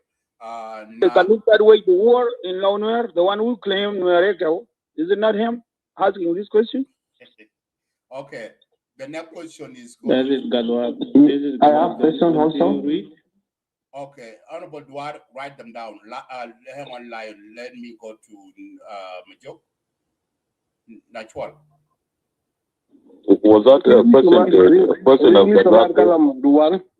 Malay Dual interview. Yeah, Madit ring mat kalam lisa. Well, into you want to marginalize us into a multi Juba. Nas Duar or into the ring lisa mat kalam. Yeah, you already have this question. Hang on. Lion. Don't come here. I just want to know. I'm not talking about me. I'm not talking about myself. I'm talking about ring. Let things be clear, brother. Gadwak, are you asking me or are you asking the war? It is Duar. No, it's going to the war, not the wall. The wall. The war. Okay, the war. Okay. Okay. Okay, Lion, what's your question? Yes, thank you. My question is going also to Duar, and part of it will also go to Edmund. Honorable Duar, you are a member of parliament, serving under the Artigono government. Regarding the issue of Nasser, before it happened, you were seeing a lot of rally and protests among the civilians in Nasser. The deployment of those militaries should be held. As a responsible parliament, also responsible government and as their civilian, how come you people did not convene in the holding of deployment of those army and you people can go to your civilian? Because actually, why army are your civilian? The Artigono government are responsible for their failure, not Riek Machar alone. I blame all of you in this situation. You're supposed to convene instead of pushing Riek Machar into this all himself. Another part is going to Edmond Ekani. Edmond, you have seen how government of South Sudan was dodging every part of the agreement. They delaying the constitution. I come to constitution because today the independence of judiciary is being questioned. Why? In that peace agreement, we have that there's supposed to be a permanent constitution. And we know there is already a pre-transitional constitution already. Okay. How come it is like this? Okay. Thank you. Thank you. Okay, very quick, Lion, you said that the White Army are civilian. If you're carrying a deadly weapon, AK-47, you are no longer civilian. Okay, Honorable Duarte, go ahead and answer those questions within 2 minutes. and then we move to Imunyakani, and then we go to the line. Yes, let me just answer from the last question. He said before the attack on the was it on the 3rd to 4th, 5th, till it ended on the 7th. That why didn't you play your role? Why did you leave it for Dr. Riek alone? And you were hearing people were protesting that they don't want the army that was in Wiyaradu. Yes, my brother Lion. Nobody knew that a citizen of South Sudan, people like people of Nasser, who refused their own army to the extent they would attack them. You see, but again, this is where I always blame the role played by the IO, who is a partner in implementation of the agreement. The IO instigated people. They have taken leverage of predominantly being from one ethnic group called Nuer. They went and instigated people, and knowing the consequence will be so great. They instigate people, and they were telling them that why don't you reject this force? Who is this force? That is SSPDF. Why don't you demand for the unified force? If I can ask you, Lion, really people of Nasser know anything called unified forces, a real civilian of Nasser County, or add to them also Ulam? Do they know what is called unified forces? If it was not something put into their own mouth by IOs, that you say you only demand now for unified forces. And if you were not to be heard, and then you attack these people. Some of these information are actually are classified information. They are still in the court. I don't want to talk about it too much. So Dr. Riek here, and that is why he became suspect to that incident that happened, unfortunately happened, and Kir Majur, who was so eloquent, who was speaking to them in their own native language. He's speaking to those of Nasser and those of Ulan. He was a good commander because he knew all the languages, and he could actually understand himself with them in all languages that are in South Sudan. And then, by the way, unfortunately, they killed him. So those are classified information that I don't want to dwell into it too much. Let me come to the question raised by the first one. Was it the Galwak? He's called Galwak. Somebody was calling him Gadluk, and I know Gadluk. He has been so vocal. He's one of the people who has actually caused damage into what is happening now in Jungle, Ayod, and you see, and Jakany. So I did not know that it was Galwak. I would not have been answering this question. So my brother Galwak, you have asked a question. Your question was actually over Mahalo. Like, let me. Why don't you refresh me? What did you ask before? Because my mind was taken by the last question. What did you want to know? What I want to know, Honorable, is the justice being pursued selectively? Okay. Yeah. Why the incident of Nasser warrant warrant leaders to be questionable, and the other side is not yet being questioned. Don't you think that there's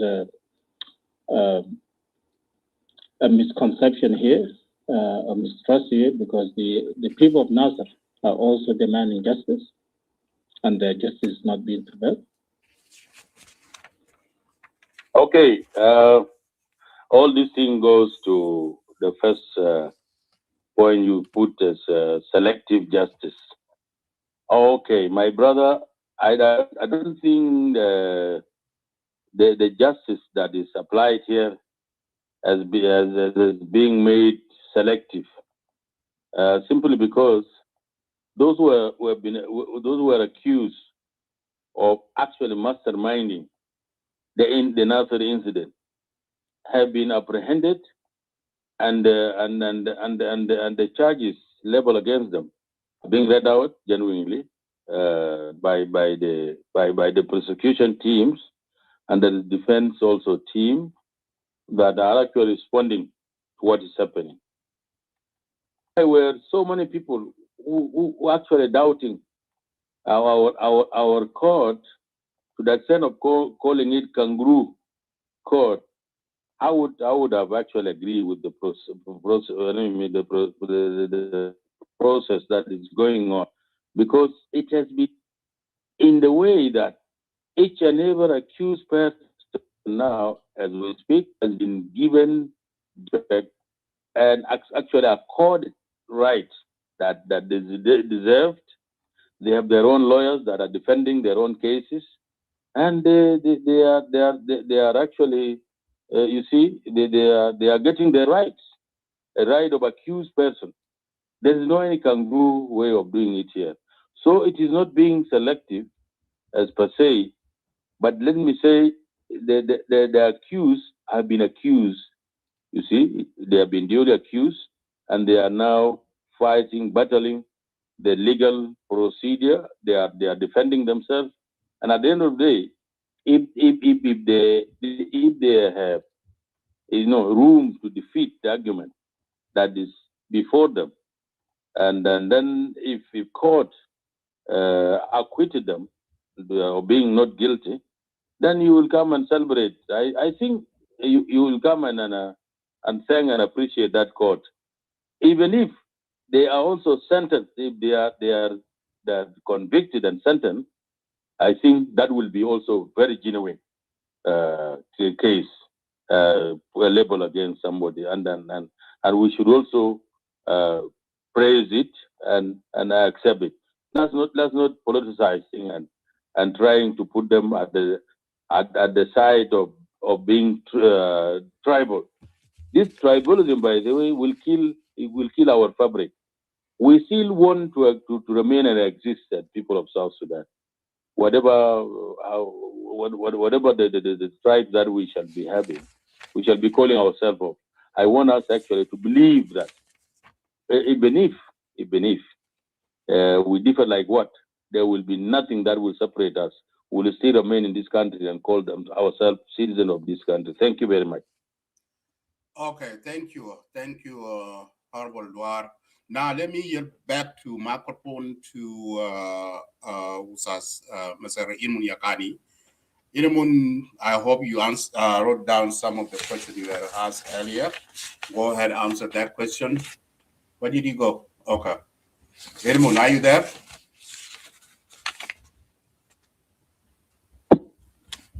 Okay.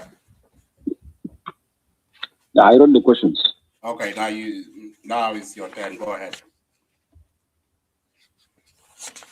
Thank you very much. I want to mix up the questions.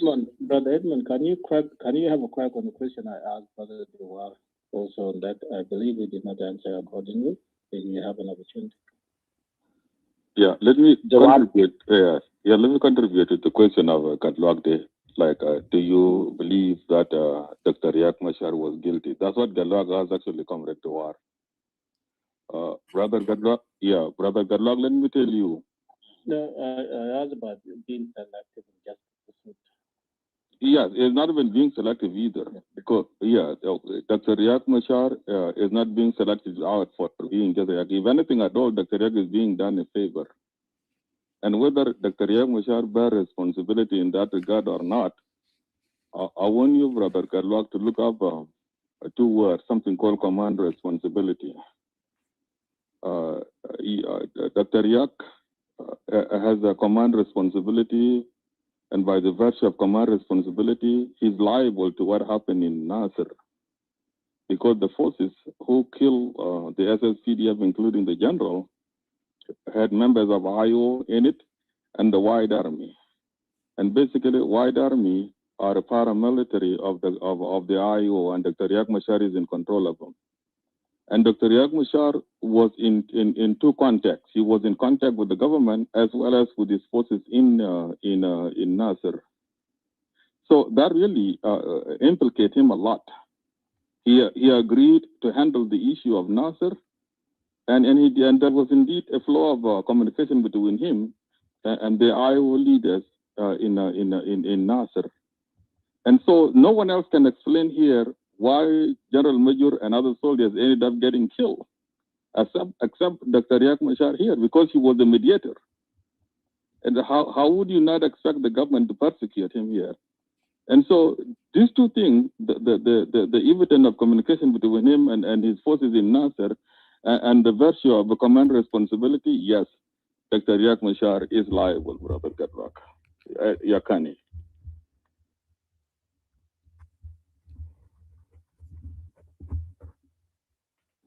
Edmund, my goes to you. Yeah, thank you.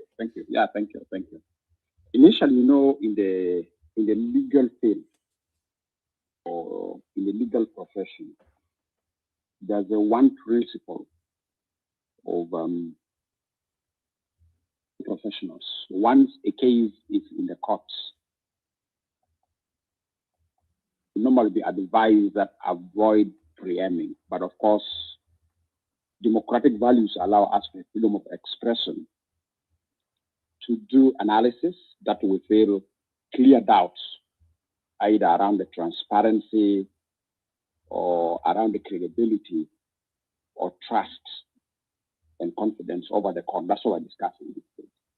This one I want to report. Number two is you have been following during the forensic presentation. One of the person that my name came up from the forensic investigation because I was involved in subsiding the confrontation, trying also our level best as adapters to prevent the situation from running. And why? Because I walked out of the last meeting of the presidency. I preempt. I can see what's going to happen, but they're trying our level best to de-escalate. And that's why I was caught in the evidence as one of the person in communication with some of the IO leaders to push them back to avoid confrontation. And even I'm quite sure if you check also SSPDF commanders, you'll find me calling them because my role is to make sure that we de-escalate the situation. So in the court, my name was pronounced with my phone number because I was involved in that. That's something to go for. But let me come to answer you. The reason I put this fact so that you know when I'm speaking, where am I coming from, the background coming from. There's this question of legality, legitimacy that was asked. Something I want to bring to your attention, there's a likely three critical stages in the court proceeding, or three steps in the court proceeding, that will provide us answers that are more accurate.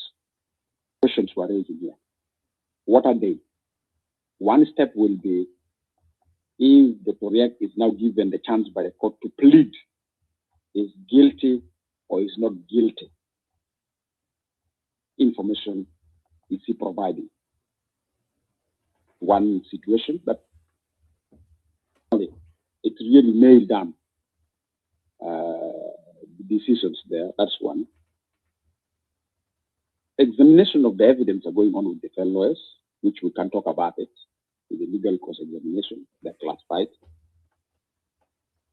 The other thing is that if conviction to be rendered or ruling to be rendered, there's that great period of appeal in terms of the appeal, to what level is the appeal going? Where will the appeal be finalized? Will the appeal not get regional or other jurisdictions that are outside the legals in the country? And that's where the prolonging of the case is going to be. That's another stage. Third stage is if the case continue and we're going to go for elections, and elections need credibility of the agreement. The credibility of the agreement is linked. If you read the communique, I'm quite honorable, Duar, not Duel. Dual, the Sudan, I don't mess up. That is Duel, this is Duar, because I've seen, it's a question to me. I started now becoming concerned about this pronunciation of the names. So I'll talk about honorable Duar of the parliament. As you read the communique, there's a language used there in the middle of the communique. Legally, that language is very critical in interpretation. The language says our access is a paramount instrument. That language of, here in the communique I have, let me check the point where that language is. Maybe some of you are reading the communique, so that you can go to that language and can have lengthy, more in-depth lengthy on what is meant by our access as a paramount legal instrument. Let me just look for it quickly as I speak. I think it's towards the end. I've used that, and they have used it in the speeches of the members of the AUC5. They use the language that our access is a paramount framework. But now here, they convert the word framework to an instrument. I'm just looking at the point where I can find that. Sorry, I'm repeating myself because I want to get that, because that also helped me in answering some of the questions that are associated either with a violation, and it's because some of you may be also following the community and want to find out why that's right. Yeah, it is in point 5. In point 5, let me read it so that you have note of it. In point 5, this is what the language says, and I want to draw attention there because that's going to draw in when it's a paramount instrument. I want to make some justification. It says, it's point 3. If you look at the communique, it's point 3. Point 3 says, take note of the progress made on the implementation of the revitalized agreement, the resolution of court in the Republic of South Sudan, and stress that the revitalized agreement, the resolution of court in the Republic of South Sudan, remains the paramount instrument for the resolution of conflict in South Sudan, and call for its full implementation. That point number 3, it has huge legal opportunities of interpretation later on how the courts go. And when you say paramount legal instrument, what does that mean? It means the sub-attachment to the paramount instrument become a key element that you want to use to deal with the incident of Nasser. What does that mean? That means the report of citizen, position of citizen, if you go to appeal, and the Court of Appeal is going to surface that. Some of the things that I want to bring to our attention. Of course, I'm not focusing at the court level. So if you see, and I think it's Honorable Duar who say the language of we urge the government of South Sudan, or we urge the Artigono to consider, that's a diplomatic language, to consider, and even they use the word special, which I like Honorable Duar saying, he didn't say formal, that is special. So that's the language they use, where they say release of political detainees, they to consider the release of political detainees, and especially the first vice president. All those will mount towards there. Now the question comes is an accused a criminal? The language is an accused remain innocent until proven guilty by the law. For you to be proven guilty by the law, normally the law has 2 evidence. Evidence for the case, evidence against the case. Okay? Evidence for the case is with the government. Evidence against the case is with the defense team of the opposition. So both teams are looking at both evidence. Prosecutors from the government side, from the government side, are looking at evidence for the case and evidence that may nullify the case. And also in the side of the defense, of that they're looking which evidence may qualify this as a case and which evidence may nullify this as a case. So in another way around, if we are to follow the ethics and the principle of rule of law, it may drag us longer and beyond the election period. This court, by the way.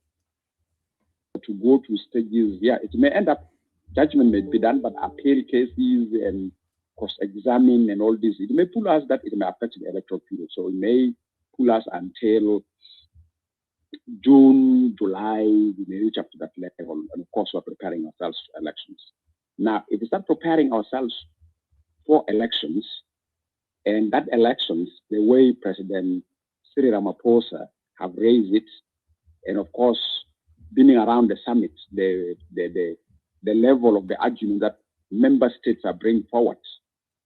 And specifically, one thing that I'd like to bring to your attention, and I think all of us here, and by the way, I'm speaking as a nationalist from a very sober background, that I wish the best for South Sudan, without taking side with any either of the parties. Though some of you can have the right to level me, either you can pay me blue, you can pay me red, or you can pay me whatever you want to pay me. But of course, as a freedom of expression, I respect your opinion. There's one stage that I like to bring to your attention. Looking at the communique without looking into institutions that are going to be crafted by AUC5 members to be assigned to implement this agreement or to implement this communique. This is very important. I want to bring to your attention that there are institutions that are going to be established in order to translate the substance of this communique into the benefits of the citizens of South Sudan, which is peace and stability. Which institutions? Institution number one that's going to be established, they're going to appoint a former head of state to be the next mediator. And as I said, the former head of state is going to be the next mediator. Mediating what? That's the question people say. And this is why I want to bring to your attention that some of the languages used in this communique are very important for legal interpretation. For instance, like what? There's a proposal of amendment of the R-Access to create a legal framework for elections. If you see when the amendment of R-Access was proposed by the government team, there are specific steps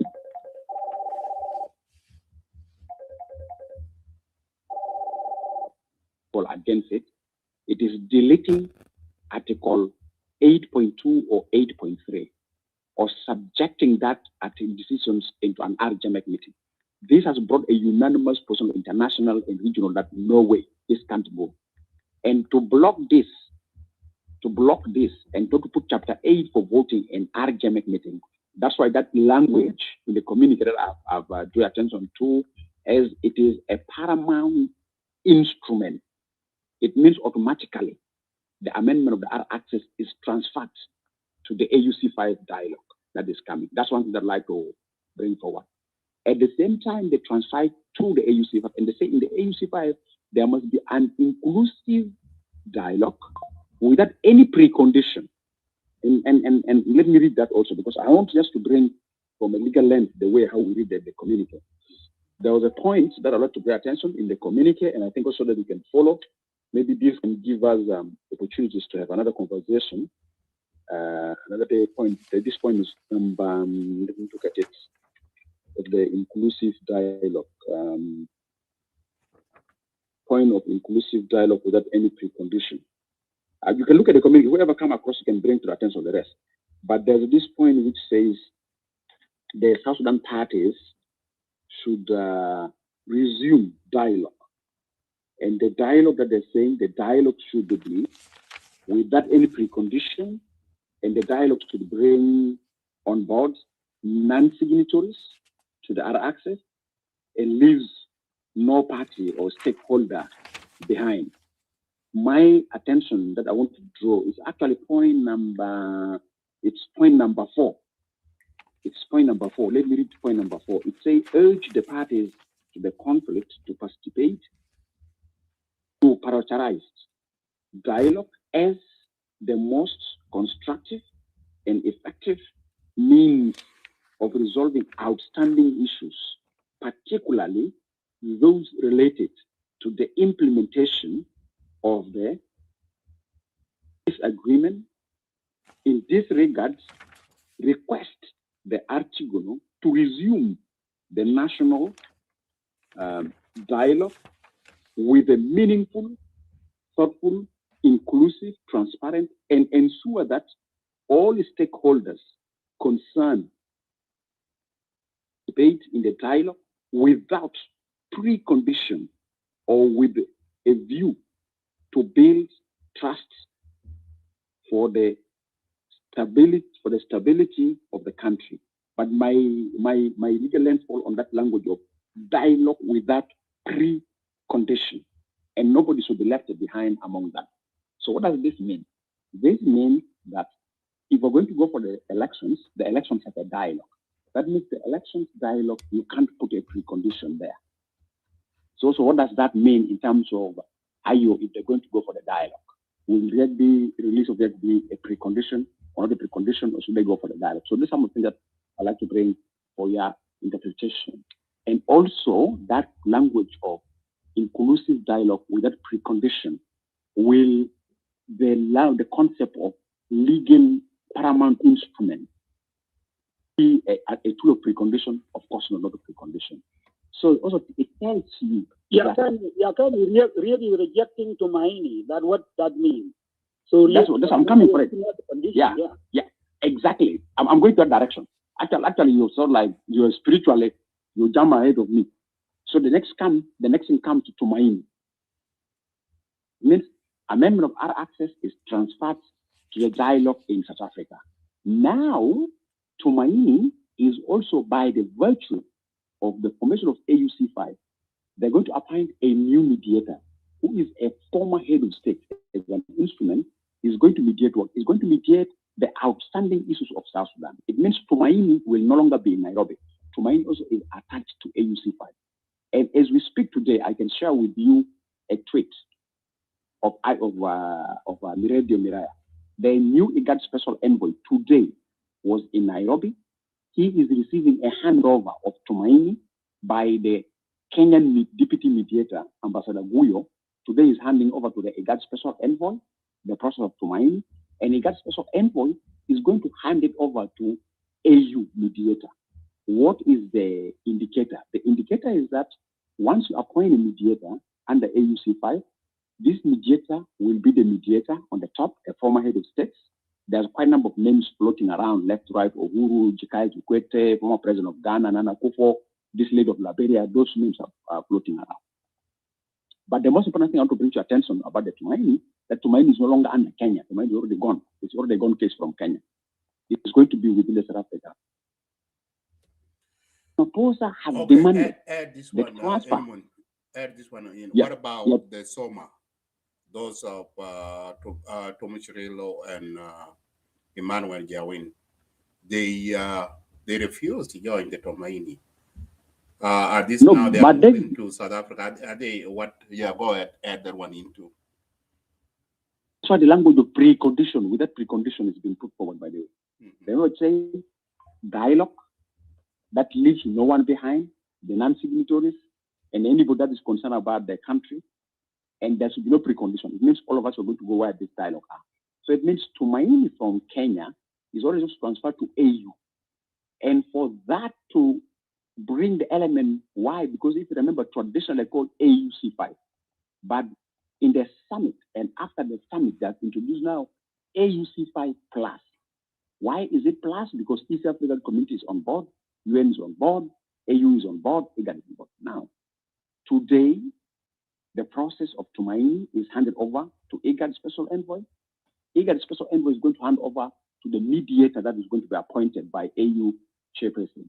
Then, because to maintain IGAD as a plus, Ramaphosa have demanded that 3 front-line member states of South Sudan, head of states, should be appointed to join him in the coordination. So it means out of the IGAD member states around us, 3 of them is going to be taken. Likely will be Kenya, likely will be Ethiopia, or will be Djibouti. That arrangement is very important for you also to see. So I want to bring the element of the potential future implications that we may not see now, we may undermine them, that comes forward.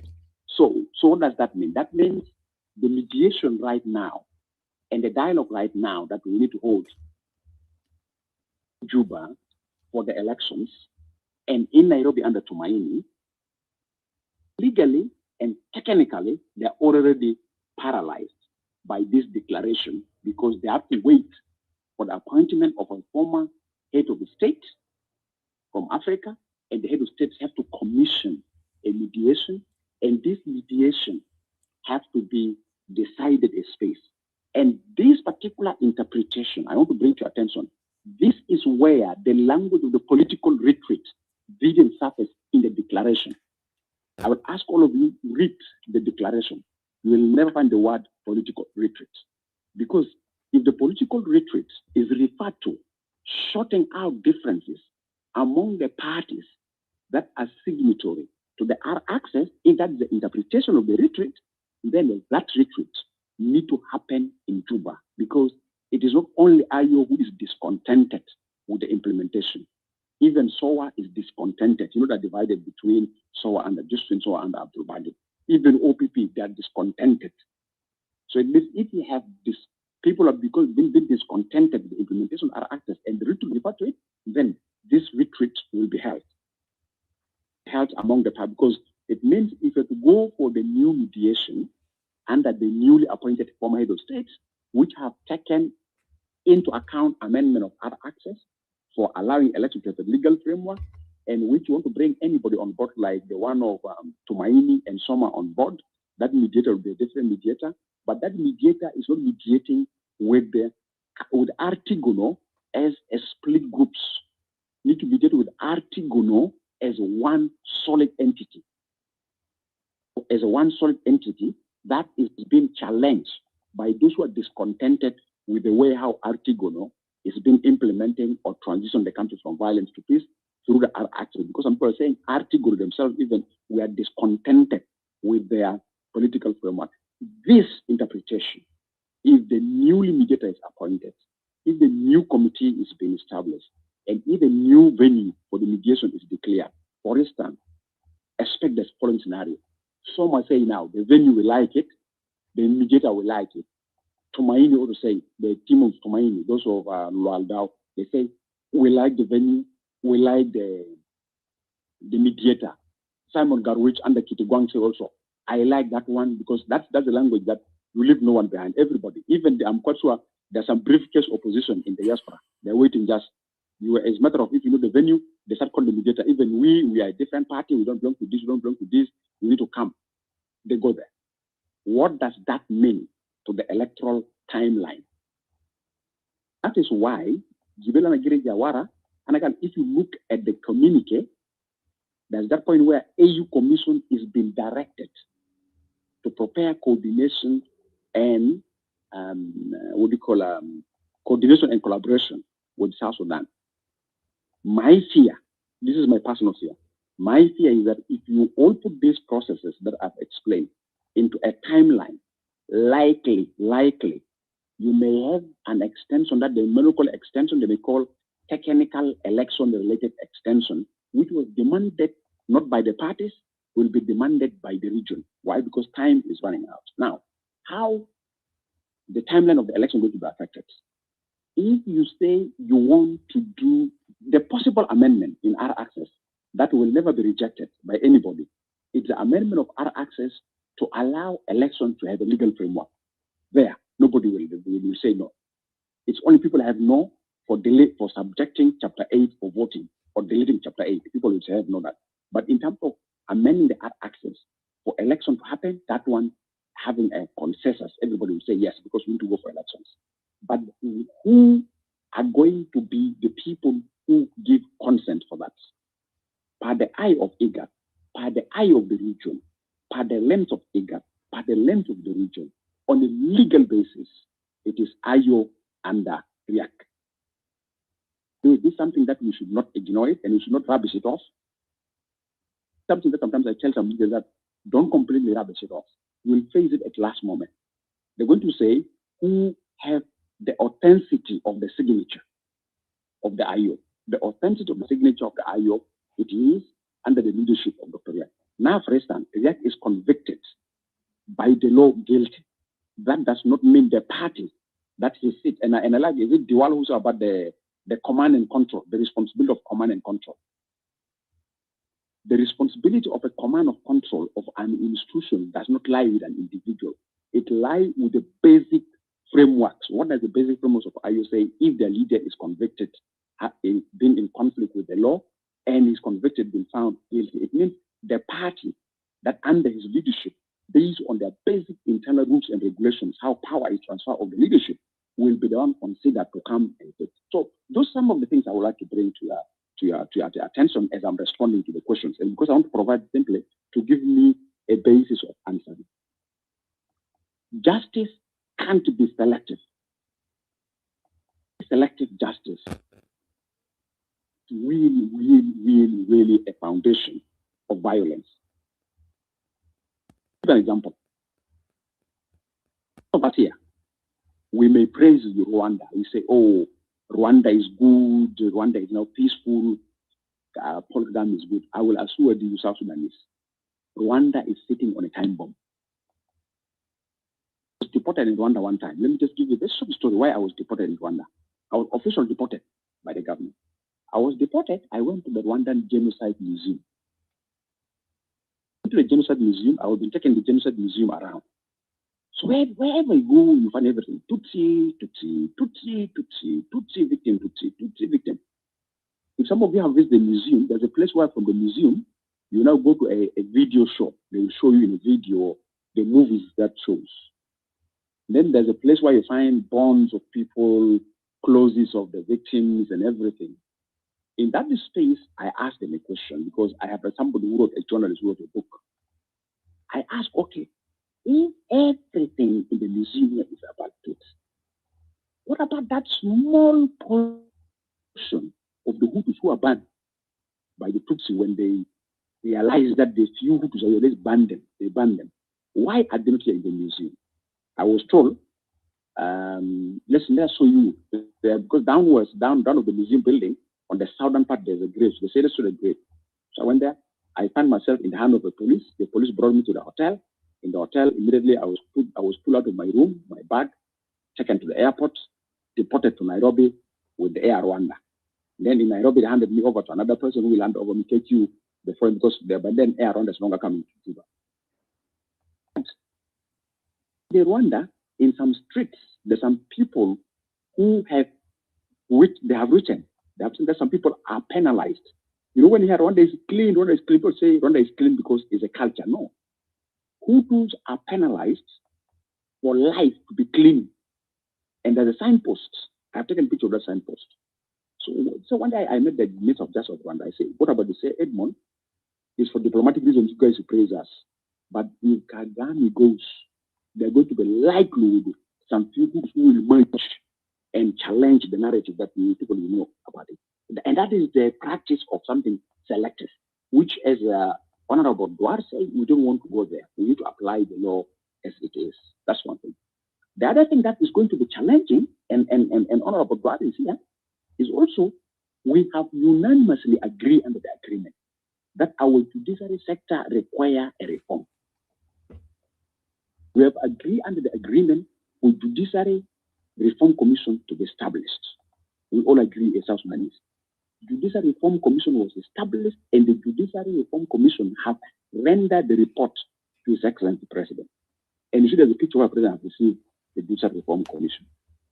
Likely, if there's appeal later on this case, and if it ends up that the case where Dr. Riek is accused is associated with the implementation of the agreement, somewhere somebody is going to question, can we check to what level is the judiciary reform being implemented so that it qualifies the current sitting judiciary to try the case or to try a case associated with the agreement, and that will take us back to like what I was in the beginning about the hybrid court. So the legal interpretation of the complication associated with the way how we conduct our business sometimes are high. Of course, we may not consider them in this space because not everybody here is a lawyer, not everybody here is interested on those judiciary interpretations, but these are the things that we should be preeming, that if things get to a certain level of appeal, to a certain level of now cross-examining, challenging, and trying to pursue back, that is how risk we're going to head to, and that's how complicated the case is going to be high, because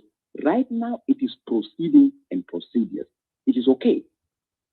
And even, I was arguing with somebody yesterday, I said, look here, even we can hold the retreat, they can go to the court, come to the retreat until, because stopping the court is two ways. You either trigger Article 125 of the Constitution to the Ministry of Justice to suspend the case, or you allow the case to continue. And I'm quite sure that even Riek himself, like is it Odwar or Dewal, will say, okay, you subject me for this scrutiny, and why do you dismiss it?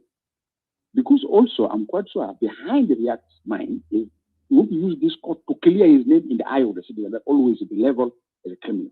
So he want to push it to the level. And specifically, if he's working with his legal team, that they realize that actually evidence against the case is becoming more stronger and becoming more concrete in weighing the parameters of the decision of the ruling of the court is for their favor. Than to the other side, they may actually resist. If one partner says, another partner, because they knew that the game is coming to play. Yeah. So for me, this is a situation that I'm putting it as at the point of analysis that we should start thinking about it. We should start preeming it. We should start working with it. So does this mean we allow the pain people are carrying in their hearts with the loss of their lives? Suspense? Of course not. You can't suspend the pain. Because the more you suspend the pain, and this is where in the legal profession, people say, don't allow people to take the law into their hand. And I remember Duel at the beginning of this conversation, when you have conversation with the law, you have made that statement that this now may allow people, the relatives of the victims, by saying, okay, so since now our pain, you don't feel it, let's take the law into our hands. And normally in any legal system, in any judiciary, you don't allow the law, people to take the law into their hand, because once people start taking the law into their hand, actually to be paralyzed with the judiciary. So it's also don't allow judiciary to lose the public trust and confidence. You see, don't allow judiciary to lose trust and confidence in citizens. So for me, this is a space that we need to ask ourselves. And that's why in the AUC fight, the Africans will say, you South Sudanese. And if you hear the speech of Ramaphosa when Madrid played, he said, we respect the South Sudanese to tell us. They believe that if we don't accept internal ourselves, that this is a pathway for us to go forward. And if we keep on providing misinterpretation or our own interpretation that favors our own interest, and we don't want the interpretation to favor the interests of the other side, it means the pathway to transition the country from violence to peace is still very far. Because peace starts with our own conviction. Are we convicted that time has come for us to be together? Time has come for us to make sure this justice, once it's happening, it's not because somebody is against me or I'm against somebody, that's what justice. No, justice is happening to set precedent that we will never repeat this mistake again. So for me, those are the bases that we need to come forward. Selective justice will never work.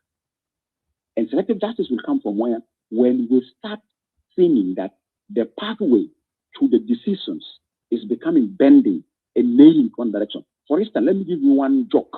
And Honorable Dwari, you can confirm that. I don't know whether I come across it or some of you have come across it. There's a joke, and it's like a secret joke of the streets of Juba, which is very dangerous. I've been fighting people who are making this joke very dangerous. There's this joke going on that there's a law in South Sudan by the Dinka trying the Nuer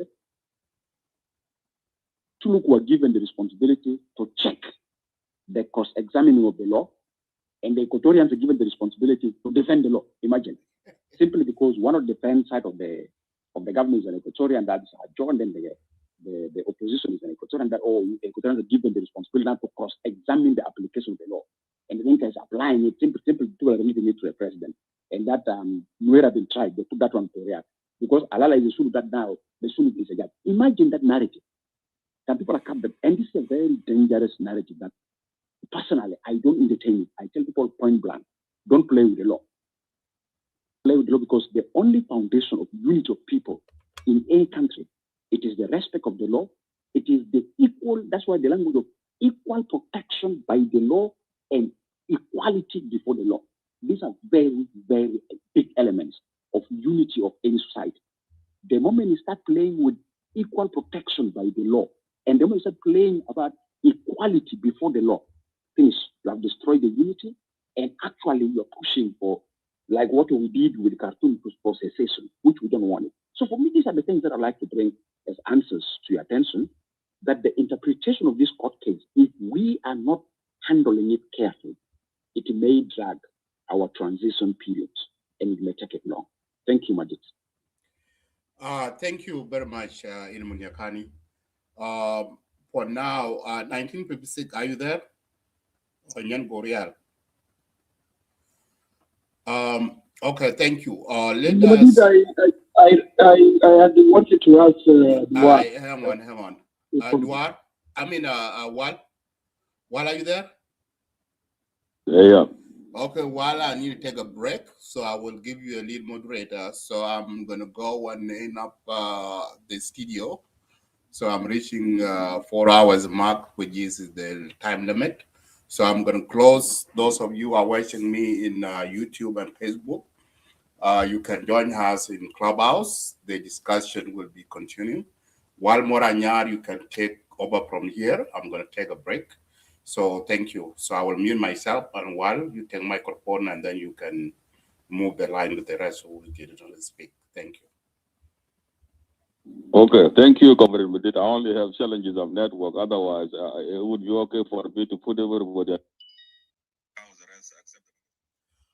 Thank you, those of you who are listening in to the Clubhouse. Thank you. In Facebook and in YouTube.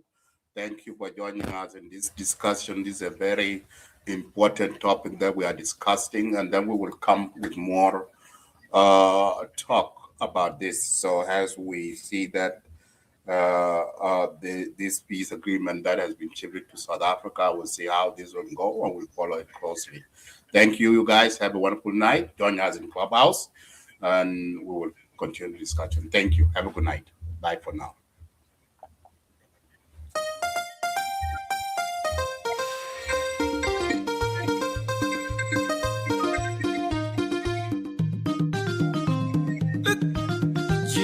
Jilo wona tonadol toni nyel DJ Dingarang jagda lo di ena paping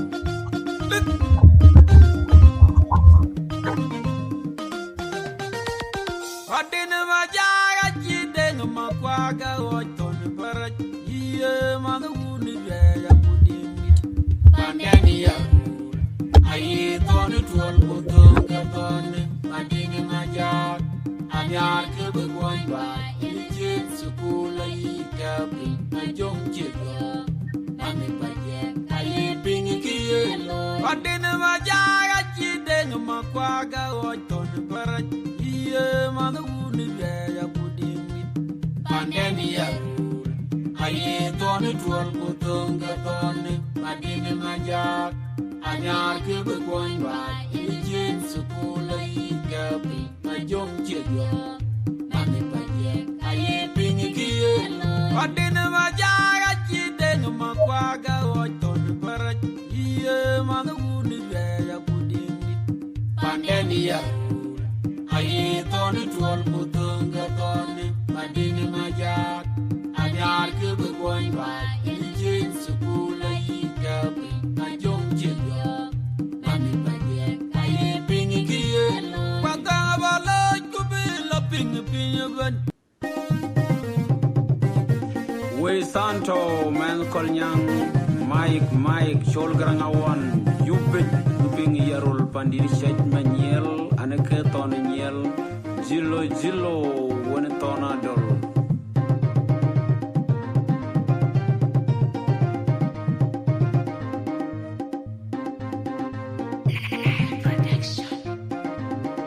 Ingulu the York I think a kick Kegabuka Gadivo Kui kapingrin Jemana liet Wena changarong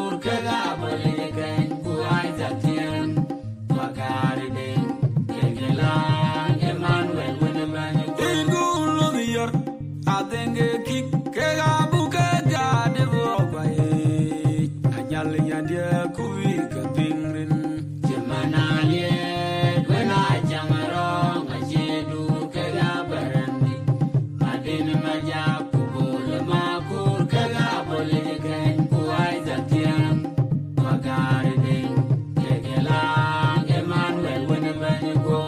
Ye, Kumatura Makero, I will do. Koi Panin, Panin legs, ye bark, Mogatin, Yale, you got tea, you call upon the law.